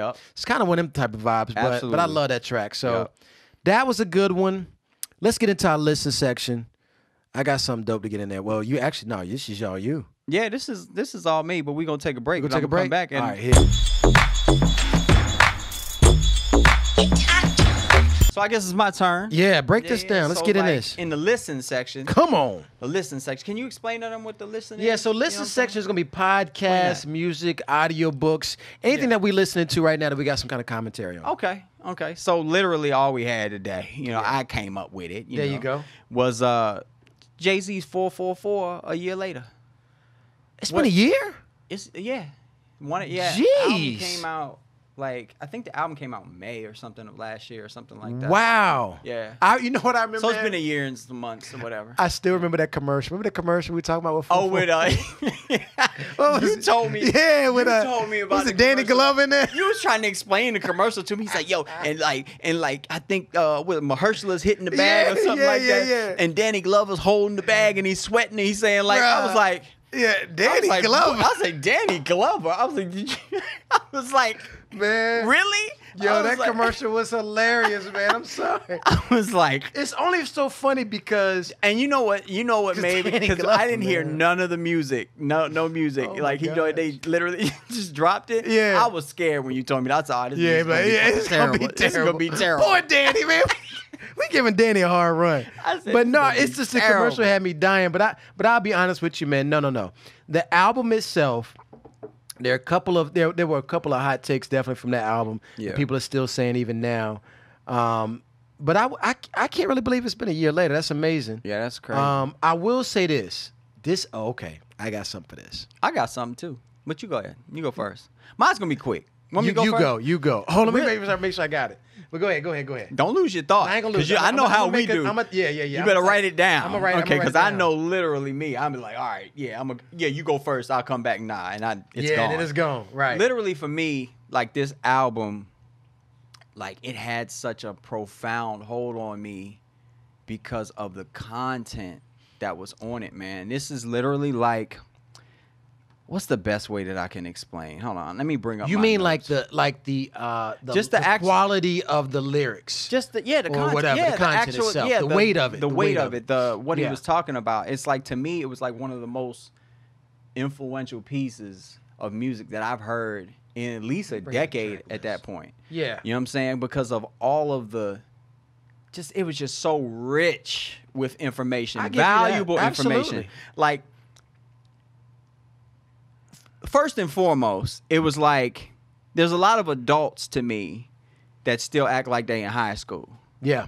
You know what I'm saying? That still don't have the perspective that you should have when you're old. Like, at some point you got to grow up. You know what I mean? They always say that at some point you got to grow up. And I feel like this album, he was vulnerable enough to tell everybody, look, y'all saw me as this dude and I was this, but these are the things that weren't perfect about me. And these are the things that I was doing behind the curtain. You know what I'm saying? Right. And I was vulnerable enough to tell you, like, look, even though I was playing it off, and when, Solange was slapping me upside my head. She was doing that. Yeah. And everything, and I was out here acting stupid, I was literally at the same time thinking about all the things that I will lose if I continue on this path that I'm headed or whatever. Yeah. So it's immersive in like growth. Like, it's like, like, it made me think about my own situation and where I was. Right. Like, and I've said this to you, I've said this to all of my homeboys. This is literally the album that I was like, I need to stop playing and marry this girl. Whoa. Yeah. This is the exact album. Whoa. That I was like, I need to stop playing. That's true, though. Yeah, if you got somebody. Boys are born, but men are made. Good God. Good God. So see you next time. It was literally that for me. Because I was just like, I was thinking about all the things that around me that I was like, okay, like, why are you stalling? Yeah. What are you stalling for? She knows everything about me, like, you know what I mean? And when I divulged everything about me, like, and she was still willing to accept everything about me and some of the transgressions and everything and all that stuff, all that that baggage that you carry along with you. Of course. When you're ready to accept that and you forgive that, it's like at the end of the day, it's like, it's not even like, I was like, it's just the next step. I was looking at, like, it's what I need to do to get my life to a point where I feel like I will be, every cylinder is cranking at this point. Like, literally, like, it's the person, like, when Jerry Maguire walked in there, talk about you complete me type thing. Yeah. Literally, absolutely. It's just like, you've been playing around. Like, you've been literally playing. It's like my consciousness shifted when I was listening to it. I listened to this album literally for like 2 months straight. I didn't listen to no other music. I was just, that's how well I know the album. Yeah. And it's the same thing that I did. So on a personal note, this was more on a personal side, like my personal life, like things, the people that I hold near and dear to my life, and the things that I wanted, the legacy that I want to leave. That's what this album made me think of.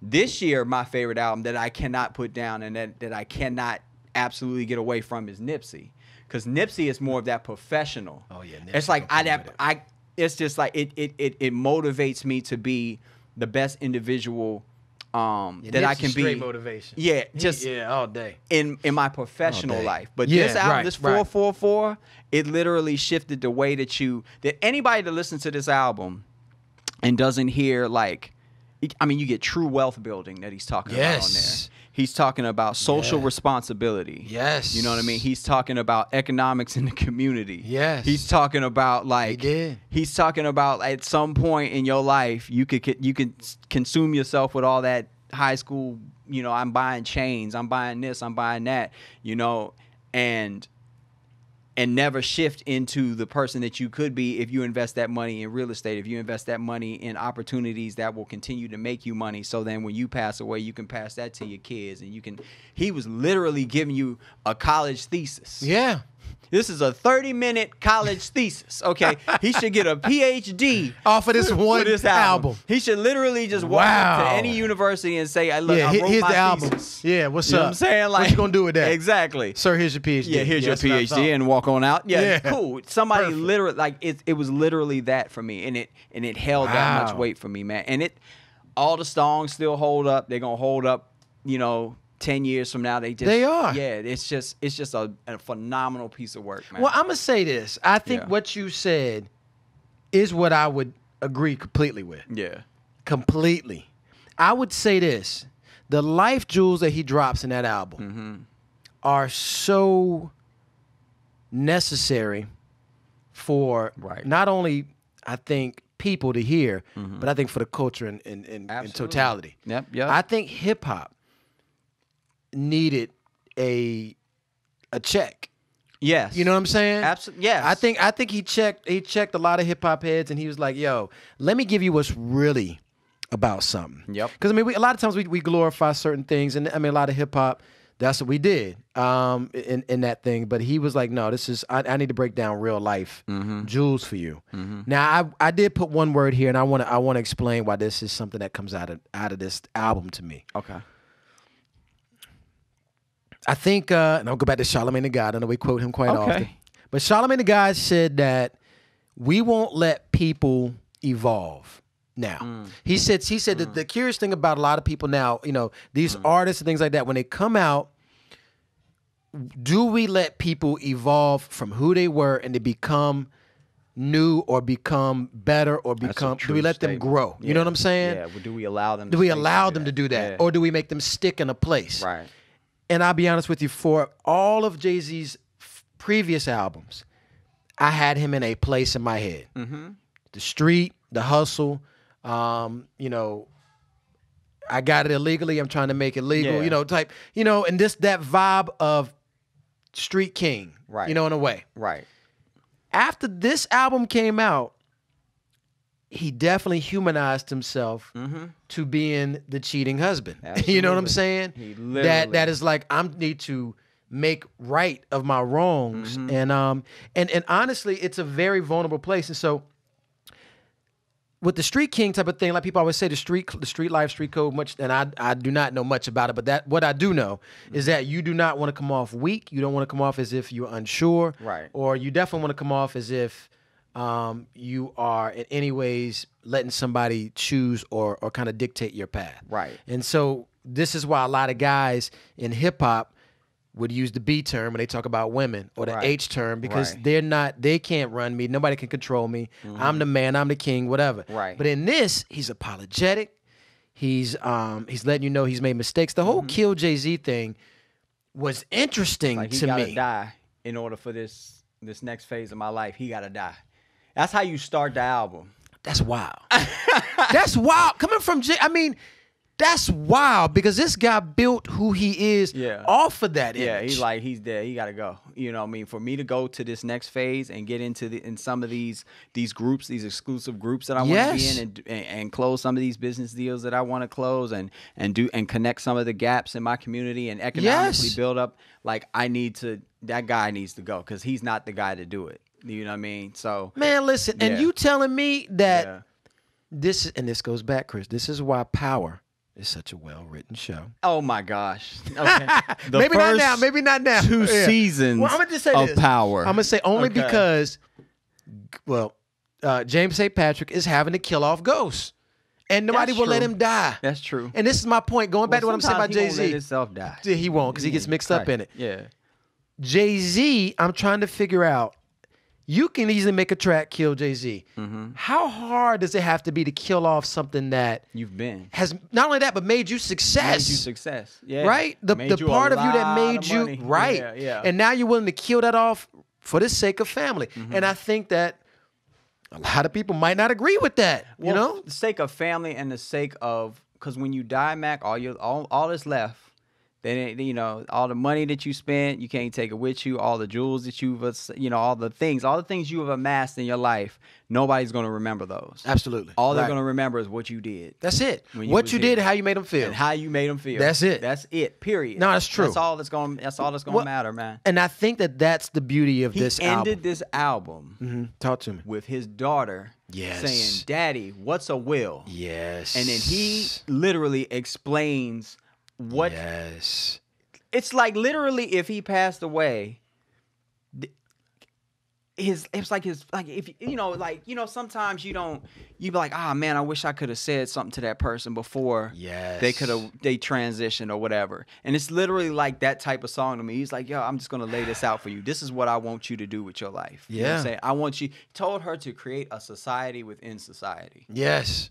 Boy, man, my eyes was wet, man. Yeah. Oh, you sweat. Okay. They were sweating on you. My eyes got hot. Was wet. Yeah. They was soaking wet, man. No, it's true, man. I mean, that's why I said, but it's amazing what family, kids would do, how they'll change, or maybe not change you, but it's like I guess you have to realize where success lies. Yeah. And I think that a lot of times we're still believing that lie. Yeah. That success is just paper. Yeah. You know what I mean? Money. Stacks of paper, getting money. Oh, I'm successful. That's it. Getting the bag. Secure the bag. Right. Let me secure the bag. When really, what is that? Yeah. Is it really paper? Obviously, it goes back to my for what? What you doing it for? Yeah. What? Well, I'm gonna tell you the one thing that I do hope. I'm not to take jabs at all. I mean, it's an amazing album.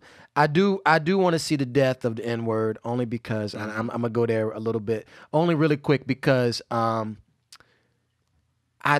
still think if you're talking about all this getting to that level, but yet using the same language, that's not getting you to that level. You know what I'm trying to say? Like they say, actions, but we gotta dissect that. We'll dissect another time. But I really do believe that.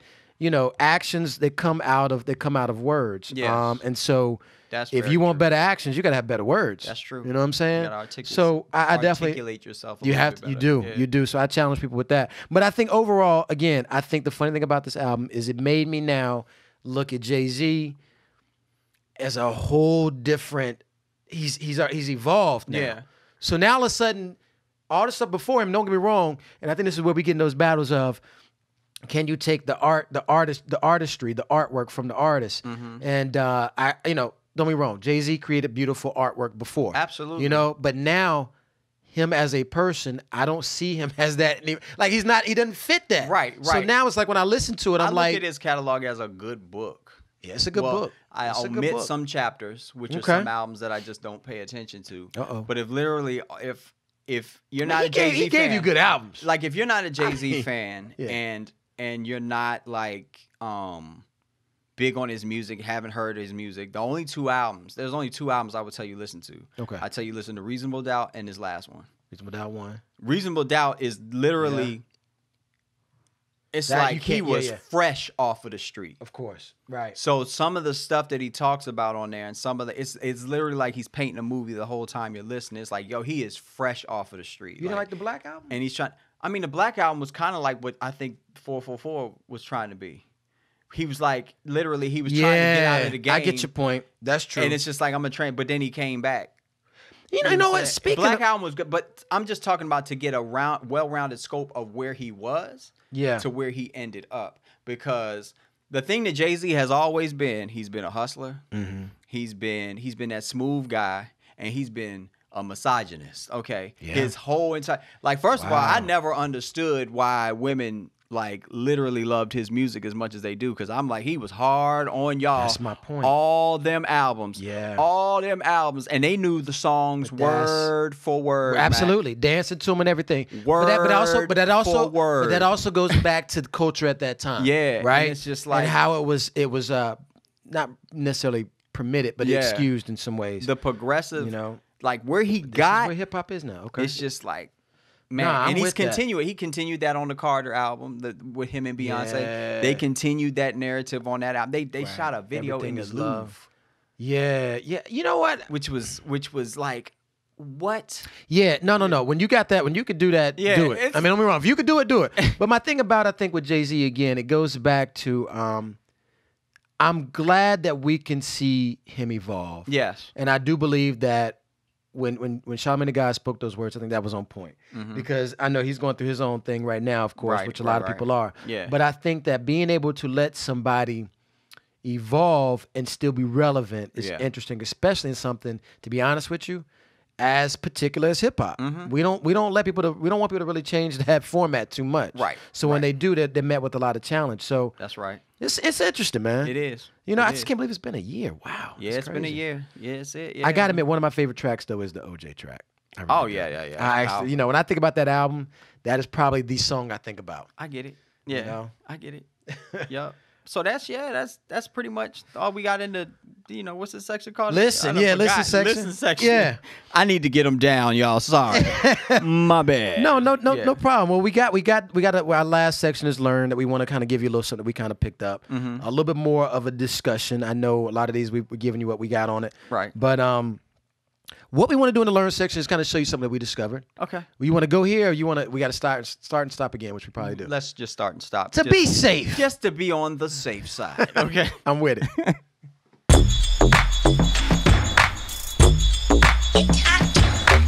Well, actually, you know, Chris, I know you mentioned Rhett and Link. Yeah. In a podcast that you spoke about, and that actually inspired a thought for me. But well, yeah, let me just tell you, Rhett and Link, they're heavily, they make a lot of content for YouTube. Okay, Right. They have a couple of channels on YouTube. So you can just type the name Rhett and Link in YouTube, and you will find them. You know what I mean? It's kind of like Casey Neistat. You'll be able to, like, there's no way you can't miss miss Casey. him. Okay. All you can do is watch anybody's video, and guess what? The next recommended video will be Casey Neistat. Can't miss them, you know. But they had a podcast where they were talking about has music become disposable? It's on their Ear Biscuits podcast or whatever. And the basic perspective that they had during that that talk was just the experience of not having true music. Like, okay, so how did they say it? I wrote it down how they said it. Yeah. Lack of immersive experiences with experiences. with the content that you're consuming. So an immersive experience to me, basically what they were trying to say is, there's no walking into a music store. There's no picking up an album. There's no flipping the album over and looking at, the names of the songs. There's no like cross comparison to like another album that you may pick up in the store. There's no experience in the purchase of music anymore. Other than you paying your $9 a month and streaming whatever we have on here. So that kills a bunch of things like that. There's lack of discovery. There's lack of value because you're not really valuing the music. I'm giving you $9 a month for millions of songs. Right. So I can just literally, it's right there. So it's if you available. break that pie down and you look at it and you just look at it from a creator standpoint, it's just like, that's not even a penny. It's not even pennies on the dollar. It's like, literally the people that are making the most money are the individuals that own these apps, Spotify. You know what I mean? Right. I'm not lumping Tidal in there because Tidal was trying to combat that infrastructure of how artists are paid based on streaming. Okay. And that's a battle that it's going to be everlasting and probably never end or whatever. But their whole for mentioning this on the podcast, on their podcast, was just basically talking about how this has affected the way that we feel about music. The way that we consume something is the way that we feel about it, and it adds and it places a value on it. And how much value do we place on things now? Because based on the accessibility of everything and how we have access to everything. Like, that's the problem. If you think about it, like literally, if a movie comes out, let's say Deadpool's out or whatever, and these kids are savvy on the internet or whatever, you know what I mean? They're just so used to having that Netflix, and they're so used to going to HBO Go, and they're so used to, just having everything on demand. Of course. So a movie comes out, you're not thinking about, oh, let me go buy the Blu-ray. Yeah. Oh, let me go. Right. Let me go buy physically. Let me step out and go do something to go get it. Yeah. Versus boom, it's right there. Download. Yeah, they just boom, download.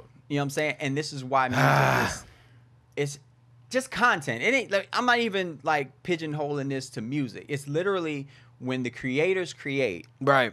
the minds, the minds, the people like, your Spotify's, they think, ooh, so they'll create, and if we just create that space That's for it. you to put for you to put your content on here, we could just be like, all right, we'll give y'all pennies on the dollar. Right. You know what I mean? And we could literally, we're going to be taking money from, like, we're going to take your $9 a month, and we'll be profitable, but the person that's actually giving you that content and allowing your platform to grow based on like what you have available. Right. That's, I mean, that's See, yeah. So No. That it opened this discussion. Yeah, So it the opened this discussion we discussion up a added little with bit. this Yeah. is the thought was, has convenience killed quality? Yeah. And what I mean by that is in the same way Chris is talking about this. Now that things are so convenient, Mm-hmm. you can so readily go and get, like you say, a movie. Get like even a book right now. We can download an audiobook to Right. which I gotta admit, I download mostly audiobooks. I don't sit Right. there and read them as much as I used Right. to. But the fact that things are so readily available, they're so convenient, has that killed the quality that people are going to produce? Because Right. at this point now, you're getting albums out. The past few albums that have come out are like 7 or 8 tracks long, just because that's the minimum it has to be Right. considered for, I guess, the Grammy or whatever. Yeah. But the thing is, are people only giving you now content or material of a lower level because they know it's not being as valued I will say as yeah. it was at I one definitely time? say yeah. It falls to the side of like, I'm not gonna do as much. Right. You know what I'm saying? Like, Right. I'm gonna why do the- would I the put bare- all of that in when it's just gonna be a download, or it's just gonna be something that lives somewhere and Absolutely. there's no like. Remember certain albums, Absolutely. the way that they were packaged, the way that they Oh, were man. presented to you, the way that when you opened it up and you started seeing like, there was photography in there. Yes. There was typography in there. Yes. There was art in there. Like, You remember when you still used to get them Yeah. and sometimes they would open up in like these, Yes. 5 different Yeah. folds, and you're like, wow, yo, I got like a whole book with my album. That's an experience. And so when Ugh. and even like, going back to like, there's no place to live. Like when you went to Blockbuster, let's just say Yeah. when you went in Blockbuster and they had all the movies on the wall and all that kind of Yes. stuff. That's still an experience. Absolutely. That's Absolutely. still like, I literally Oh, man, have Blockbuster. Wow. Man, that's we That old. was- No, Okay. that's good though. Yeah. I hate know that what people I'm don't saying? have that no more. They don't have that experience. So it's literally everything is at the touch of a button. Right. So it It's doesn't an mean app. anything anymore. It doesn't mean And see, anything. this is There's what I'm no trying to value say. in it. Yeah. And that's what's killing a lot of this. It's Yeah. not just products. Uh-uh. I think it's relationships with people. Right. It's all of this because all of a sudden now everybody's a text away, a DM away. Man. If Man. I ain't seen you, let me see your pic. Let me do a FaceTime. Like Exactly. everything now becomes of less worth. Right. Because it's so convenient. Yeah. I mean, like you said, when's the last time we even got to remember a number? We don't even know the numbers anymore. Exactly. The you go artwork. to mom, you go Yeah. to brother, you go to Don't matter. I just hit yeah. that overtime, Chris. Boom, it calls Yeah. me. But my thing about, because I have no idea what your even first number is in your phone number. You know what I'm saying? But that's the thing. truth, though. Versus back in the day, I Yeah. can tell you everybody's little Man. number for their house. Yeah. They You had their little numbers pager. stored. Stored. Yeah, down, right? Yeah. Go to the payphone. Boom, I got to hit this up real quick. Yeah. But my thing about that is, this is where I think, because remember at one time. And I kind of pulled this whole thing about the mom and pop equation because at one time it started off mom and pop shop, right? That's how things were. If you wanted something particular, you went to the mom and pop shop and that's how you got it. did. Even it did. before Radio Shack type of concepts. Yeah. But then you got the big mega stores that put Walmart. everything in Walmart's, Target, whatever, right? Now, and even on that same thought process, malls, right? Where you had malls all the time, and now Right. you're getting a breakdown of those. You're getting less Exactly. malls. You're getting Exactly. more strip malling, or you're getting more stores on their own and staying out specific, ways or whatever. Right. I think that's honestly what I would hope Mm-hmm. happens to content like this. I hope that we can get back to a place where convenience is not necessarily the way of the way of purchase anymore. Right. You know what I mean? It's not the order of operation in which you do things. You know what Yeah. I'm saying? You putting convenience up here and you're saying, okay, well, number 2 is the actual value that the customer is going to get Yeah. from it. You know what I mean? We need things to be convenient. We want it to have value. It's like literally it should be the opposite. Like you need to create that value and not so necessarily worry about the convenience of it. Because like if you want something, yeah, and it's quality, and you know, like people are talking like, oh my God, I got it. They're gonna go get it. that's true. It's always been that way. Like it's always been that way. But everything is always. But when things are literally right here. Right. That's not an experience. You know what I'm saying? That's absolutely. That's not like. That's why people don't place so much on. That's why they put convenience up there so high, right, above everything else, because all of these app makers and people that create these development platforms that allow content to go on, they're thinking of how convenient it is first, outside of like whatever you put on it, because that's all YouTube got a lot of junk on it. It does, but they don't care. Because if their user numbers are going up, well, that's right. That's all that matters. It's more eyeballs that are coming here, and it's more numbers that we can show our shareholders, and it's more investments that we can pull in. So they're not looking out for you; they're looking out for them. It's their infrastructure. See, that's so the what you need to get to is back to the mom and pop. Yeah, you do. But people think scale before they need to. Yes, you feel what absolutely. I'm saying? You like. It, like if you open let's just say you open a chicken and waffle spot in Cary, North Carolina. Uh-oh. Or whatever. Yes. You know what I'm saying? Something like a Dame's chicken and waffles. Something like a Dame's chicken and waffles. Nice. Okay. You know, something like that. Right. Day one, you can't look at it like we gonna franchise this. Right. We gonna have this everywhere. You know what I mean? By this, that can be a goal. That's fine if it's a goal, right? But it shouldn't be like the initial forethought. Like, you know what I mean? Like a one size fits all thing. Like, I'm going to put this over here. I'm going to put this over here. I'm going to put this over there. Like, your store may just service that area that you're in. That's it. Or that wherever you're at, you know, whatever part of the country you're in, it may service that part of it. People think scale, like everything doesn't need to be scaled, Mac. But I think that's the issue that people run into. They think everything needs to be scaled, and then like they run into that, like, you know, trying to like, let's build this out for everybody. You know what I mean? Type thing. And just need to get back.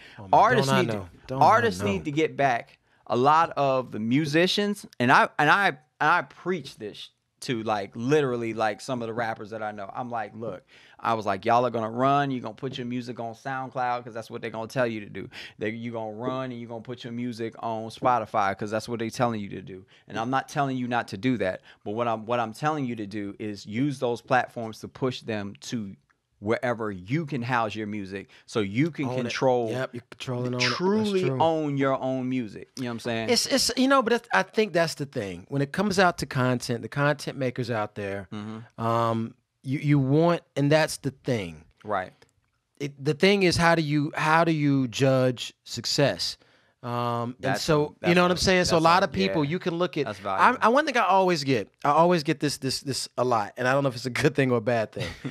You know, most underrated, you know, YouTuber out there, whatever, and I see that a lot. Most, you know, underrated. And my thing about it is this: part of me feels like that's a thing of pride. Like, okay, thank you. You mean that means it's good, it's quality, obviously, and you appreciate it. But part of me also gets a little bit upset about that because who says I'm underrated? Because I don't have the numbers, and it's like sometimes you feel like. That's the problem, though, because you're getting judged off of a number, and it's on. And I'm trying to tell you, like anybody would tell you, even Casey says this: if you want to grow your channel, just keep creating, because he's right. It's a numbers game. If you put out but so much stuff, if your numbers are gonna have to go up, it just does that, because it's a machine, But if you want, I see. I'm one of those that like to say, I can't give you, 5 posts a day. No. So the ones that I give you, they're gonna be what they supposed to be. They're gonna be what you need to see, and that's it, right? So I believe that quality, and like they say, good things come to those who wait. That type of thing. I'm looking right here, right now, as we're talking. I'm looking at Pappy Van Winkle. Okay. So Pappy Van Winkle. I don't know if you familiar with Pappy? No. It's a. I said okay, like I was. No, it's okay. I was like okay, yeah. No, it's fine. Pappy Van Winkle is a whiskey, but it's a whiskey. It's a very rare whiskey. Wow, I'm about to look that up. Pappy, man, we get a bottle of Pappy, man. How don't I know about that? Oh, brother, look, they got a bottle right here of Pappy Van Winkle, Family Reserve, 23-year-old, going for $10,000. Oh my God, that came right up. Yeah, Pappy Van Winkle. Know about this? Yeah, it's because that's the thing. You only, if you are, I'll be honest with you, I think actually does Buffalo Trace make this? I think Buffalo Trace may even do their distillery. Wow. But the thing about it is, Pappy is just rare, and that's why they consider it such a cherished thing, right? Okay. So Wow. I like the fact that they keep it rare. Put it this way: they say this is something I'm reading off of one of their sites. The distillery only releases around 7,000 cases a year, which is approximately only 84,000 bottles. Now, that's a year, 84,000 bottles worldwide. That's not a lot. That's not a lot at all. So they're very rare. And so that's the thing. They're like, look, you're going to have to get it because when it's gone, it's gone. And the thing about whiskey, the longer it's out there waiting, the more it becomes valuable. So I like that they followed that model. Right? Yeah, because everything doesn't need to be scaled. It doesn't. And it doesn't. And the fact when you scale it, you almost devalue it. Yeah, in a sense, you do. You know what I'm saying? Because then you're just another number in competing with whoever's in that space. Wow. You know what I'm saying? Like if you create like exclusivity, like this is exclusive. Like you're only going to get a certain amount of this, and then it's gone. It's not. We're not doing it. We're not doing the same thing. I don't care how much you want to pay for it. And I think the sneaker industry does that a lot. And they're really successful in that. I see it with clothes. You know, a lot of the fashion industry, they do that. But I don't really see that with music. Like literally, what if 444 came out, right? And they were like that we only selling physical copies, and people will figure out how to get it on the internet. But like back in the day, like like there's only going to be 100 of this, like. But if it's a value behind it, like if some value that you put on it, like they're basically like there's a stamp, like I trust you, and the brand that you built to pay the money that you're asking for this exclusive. Dude, thing. Like if Andre 3000 dropped an album that you had to go get, if he listen, I have an idea. You know what I'm saying? I have an idea. I don't know if I should necessarily put it out, but like I mean, anybody can do it. Literally, like. The same thing that one dude that heard that Wu-Tang album that nobody heard. Did you hear about that guy? No. Literally, Wu-Tang has this album, okay, that they're not gonna release. That RZA said he's not gonna release. But he let one guy pay them. He paid him like $50,000. Wow. Just to like listen to the stream of it or whatever. Wow. And then. That was it. He's the only person that's ever heard it. Like he's the only. Wow. So it's just like, what if you, as a musician, just create an experience to where people could come to something. It could be online or whatever the case may be, and they listen to it. But this is the only time you're gonna be able to hear it. How much would you charge for that if it's an artist that you believe in or something? Yeah. If Andre 3000 if he did it, he could do it. He's one of the artists that could do it. He definitely could. This the only rap out. He's like, I'm gonna put out a rap album. The only way you're gonna hear it is go to this link. You click this link, and then you put in this code that I sent to you, or whatever the case. However you set it up, you listen to it one time, and that's it. Let me ask you a question. That's an experience. Now, if you did that, now you're a music head. And I'm pretty sure I'm gonna pay the hell for the yes, Mac. If you're asking me what I pay for, I'm gonna pay I know whatever the pay. ticketed price is. I'm gonna be out here on these streets. Let me ask you, but would you not? Okay, hey, moving that heroin out on this street. Okay, trying to go see this daggone Andre 3000. But let me see this. But let me ask you this: would you really, if you knowing this is the only time you ever gonna hear, I'm gonna pay for it. Would you pay for it? But would you not record it?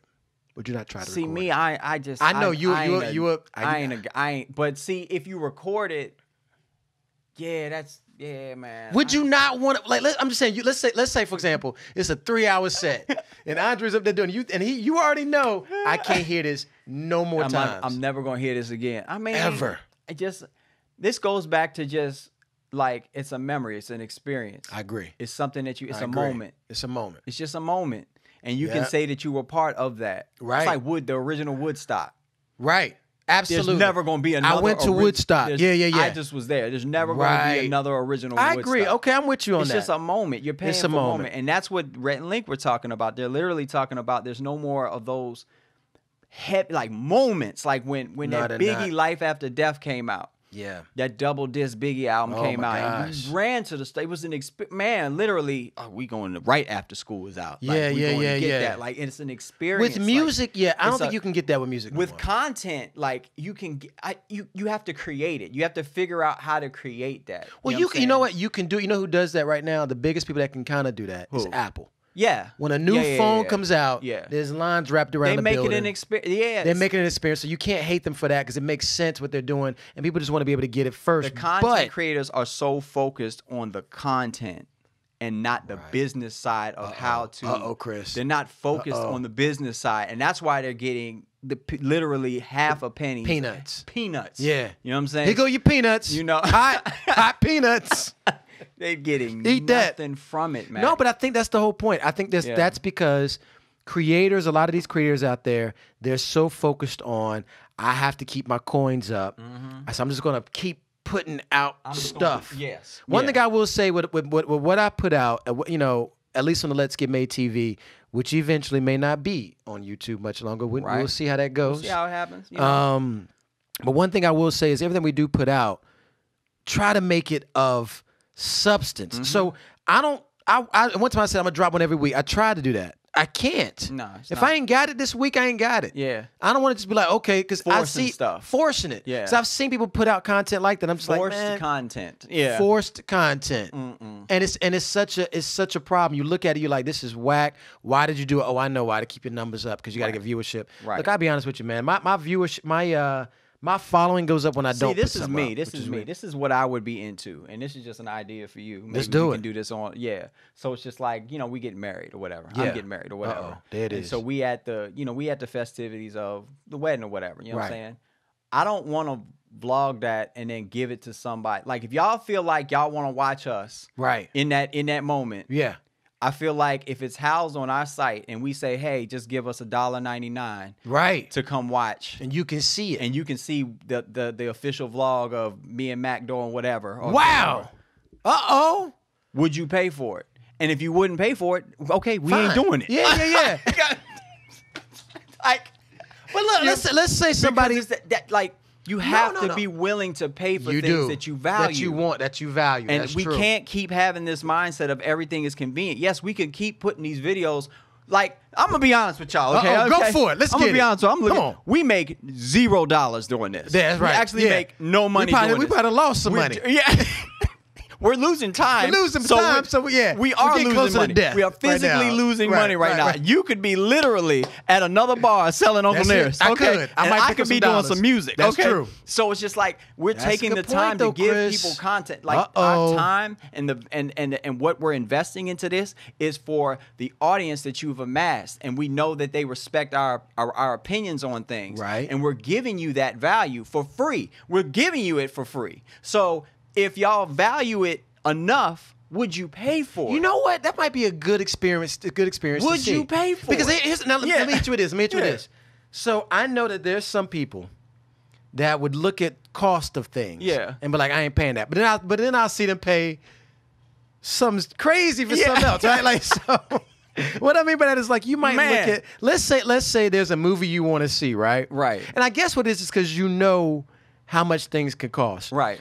I know people right now that would rather look at a torrent or a rip file of a movie that they really want to see than versus either going to the movies to see it, or if they don't want to do that, then versus downloading it for $20, whatever. Yeah, these fire sticks out here popping too. Yeah, 5 sticks are popping. And they're like, if I could do this for free, you know what I'm saying? But I'm like, but wait a minute, but you value it. Yeah. And there's plenty of times that I even tell Ashley, I know that we'll say, and I'll be honest, this did happen with a particular movie. I'm not going to necessarily say which movie that was. But there was a movie that we knew we couldn't go out to see, but we wanted to support the director. Right. So we actually bought a movie ticket and just gave it away. Right. Because we can't go. Yeah. But we said we're going to just do that because we want to put money towards that opening weekend. Yeah. We couldn't make it because we had a daughter or whatever. So we had some other friends go in our place. We valued it, you know, because we knew what it was about. We knew who the director was. Right. And so and then when it came out, of course, we bought it. Yeah. But if you, and I've said this before and on other things, if you value something, if you respect something, if you support something, then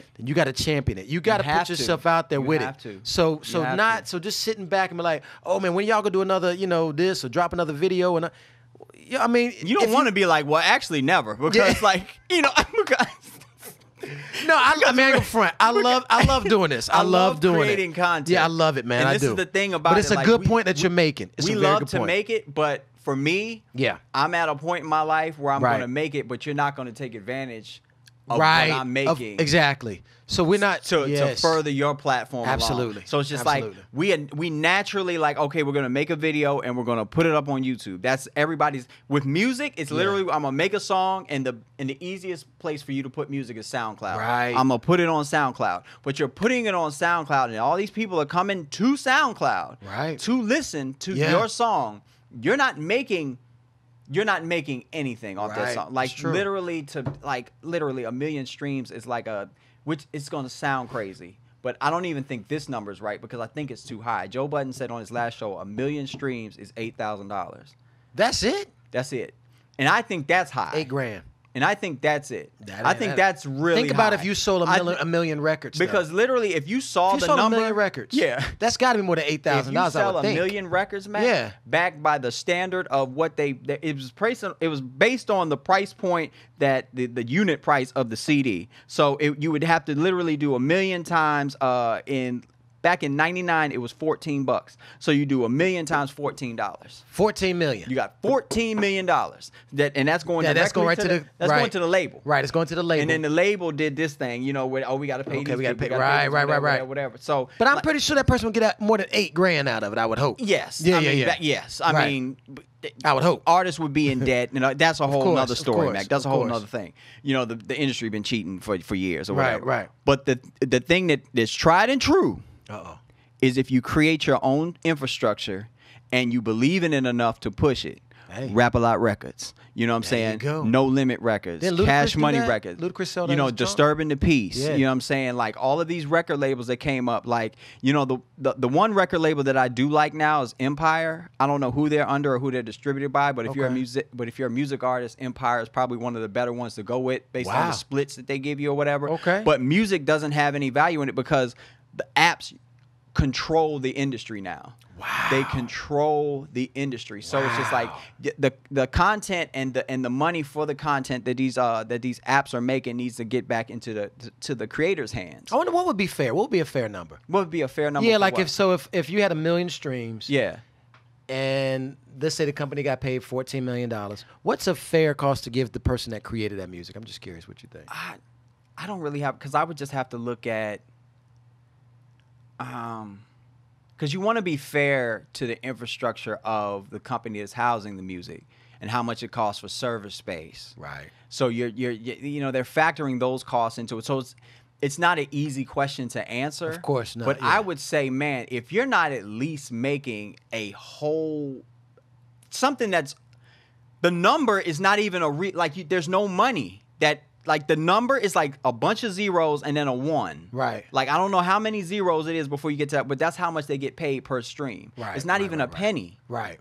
So I'm just gonna go with it should be more than a damn penny. Right. I agree. Is my music? No, I agree with that. Is one stream? Think about it. Right. If you were if you're playing an arcade game, you gotta put a quarter in that machine. To play that game until you die. But then when you die, whatever, you gotta put another quarter in. So it's just like. To listen to a song one time, just think about your favorite song. Right. How much would you pay for that to listen to that song one time? Right. That's probably what it's valued at. You know what I'm saying? Whatever, and that can't be across the board because some people will pay more than others, but it's just it has to be a livable wage type thing. It can't just be a fraction of a penny. A fraction of a penny. Yeah. That's come on, man. Yeah. I'm going to give you something that does not even exist. Right. To listen to your song. No, bro. No. See, that's why I think, now let me ask you this. What if it was straight up transparent? And it said, look, we will give you a quarter of... That's a step in the right direction, I will at least say. Yeah? Yes. I will say that's a step I think people should do that, man. The right direction. I really do. If you come to my website and you're streaming, and I don't know how you would have to set up server space and you would have to set up a place for people. I don't know how to set that up. The infrastructure of controlling your own music digitally, stream wise, to where you're collecting money for people to listen to this music on your platform. Oh, man. I have an app. Yeah. You know what I'm saying? Yeah. This is the Jay-Z app or whatever it's called. And my music is only here. You're not going to hear it on Spotify. You're not going to hear it over here. What Prince did back in the 90s when he got fed up with and he changed his name to that symbol. The name formerly. Yeah, because the label was like, well, we own Prince, so you can't actually have that name. You know what I mean? So you're going to whatever. And then Prince was like, okay, gotcha. Watch this. Yeah. And he said, I am this. I'm not Prince. I'm this. Yeah. Okay. And literally took his music to the internet, and the only place that you could purchase his music was on his website. No way. I didn't know that. It was the only place that he was the first person to do it, Mac. Come on, Prince. Like, yeah. But see, that's what I'm trying to get at. I think that's what has to happen. You have to get at such a big number that it will bring, I don't know. I'm just. It has to be the right person to do it first. Right. The right person to do it first. That's all it is, Mac. I'm with it, man. Listen, I tell you what, man. We've given them a lot of content today. Bro, we got to get the hell out of here. Okay, absolutely, it's time to rock, man. So man, listen. I'm looking at the clock like, yo, I ain't trying to rush, but I gotta go. We got things to do. Yeah. I know y'all do too. So whether we talk a little, whether we talk a lot, this has been Talkative. Holla.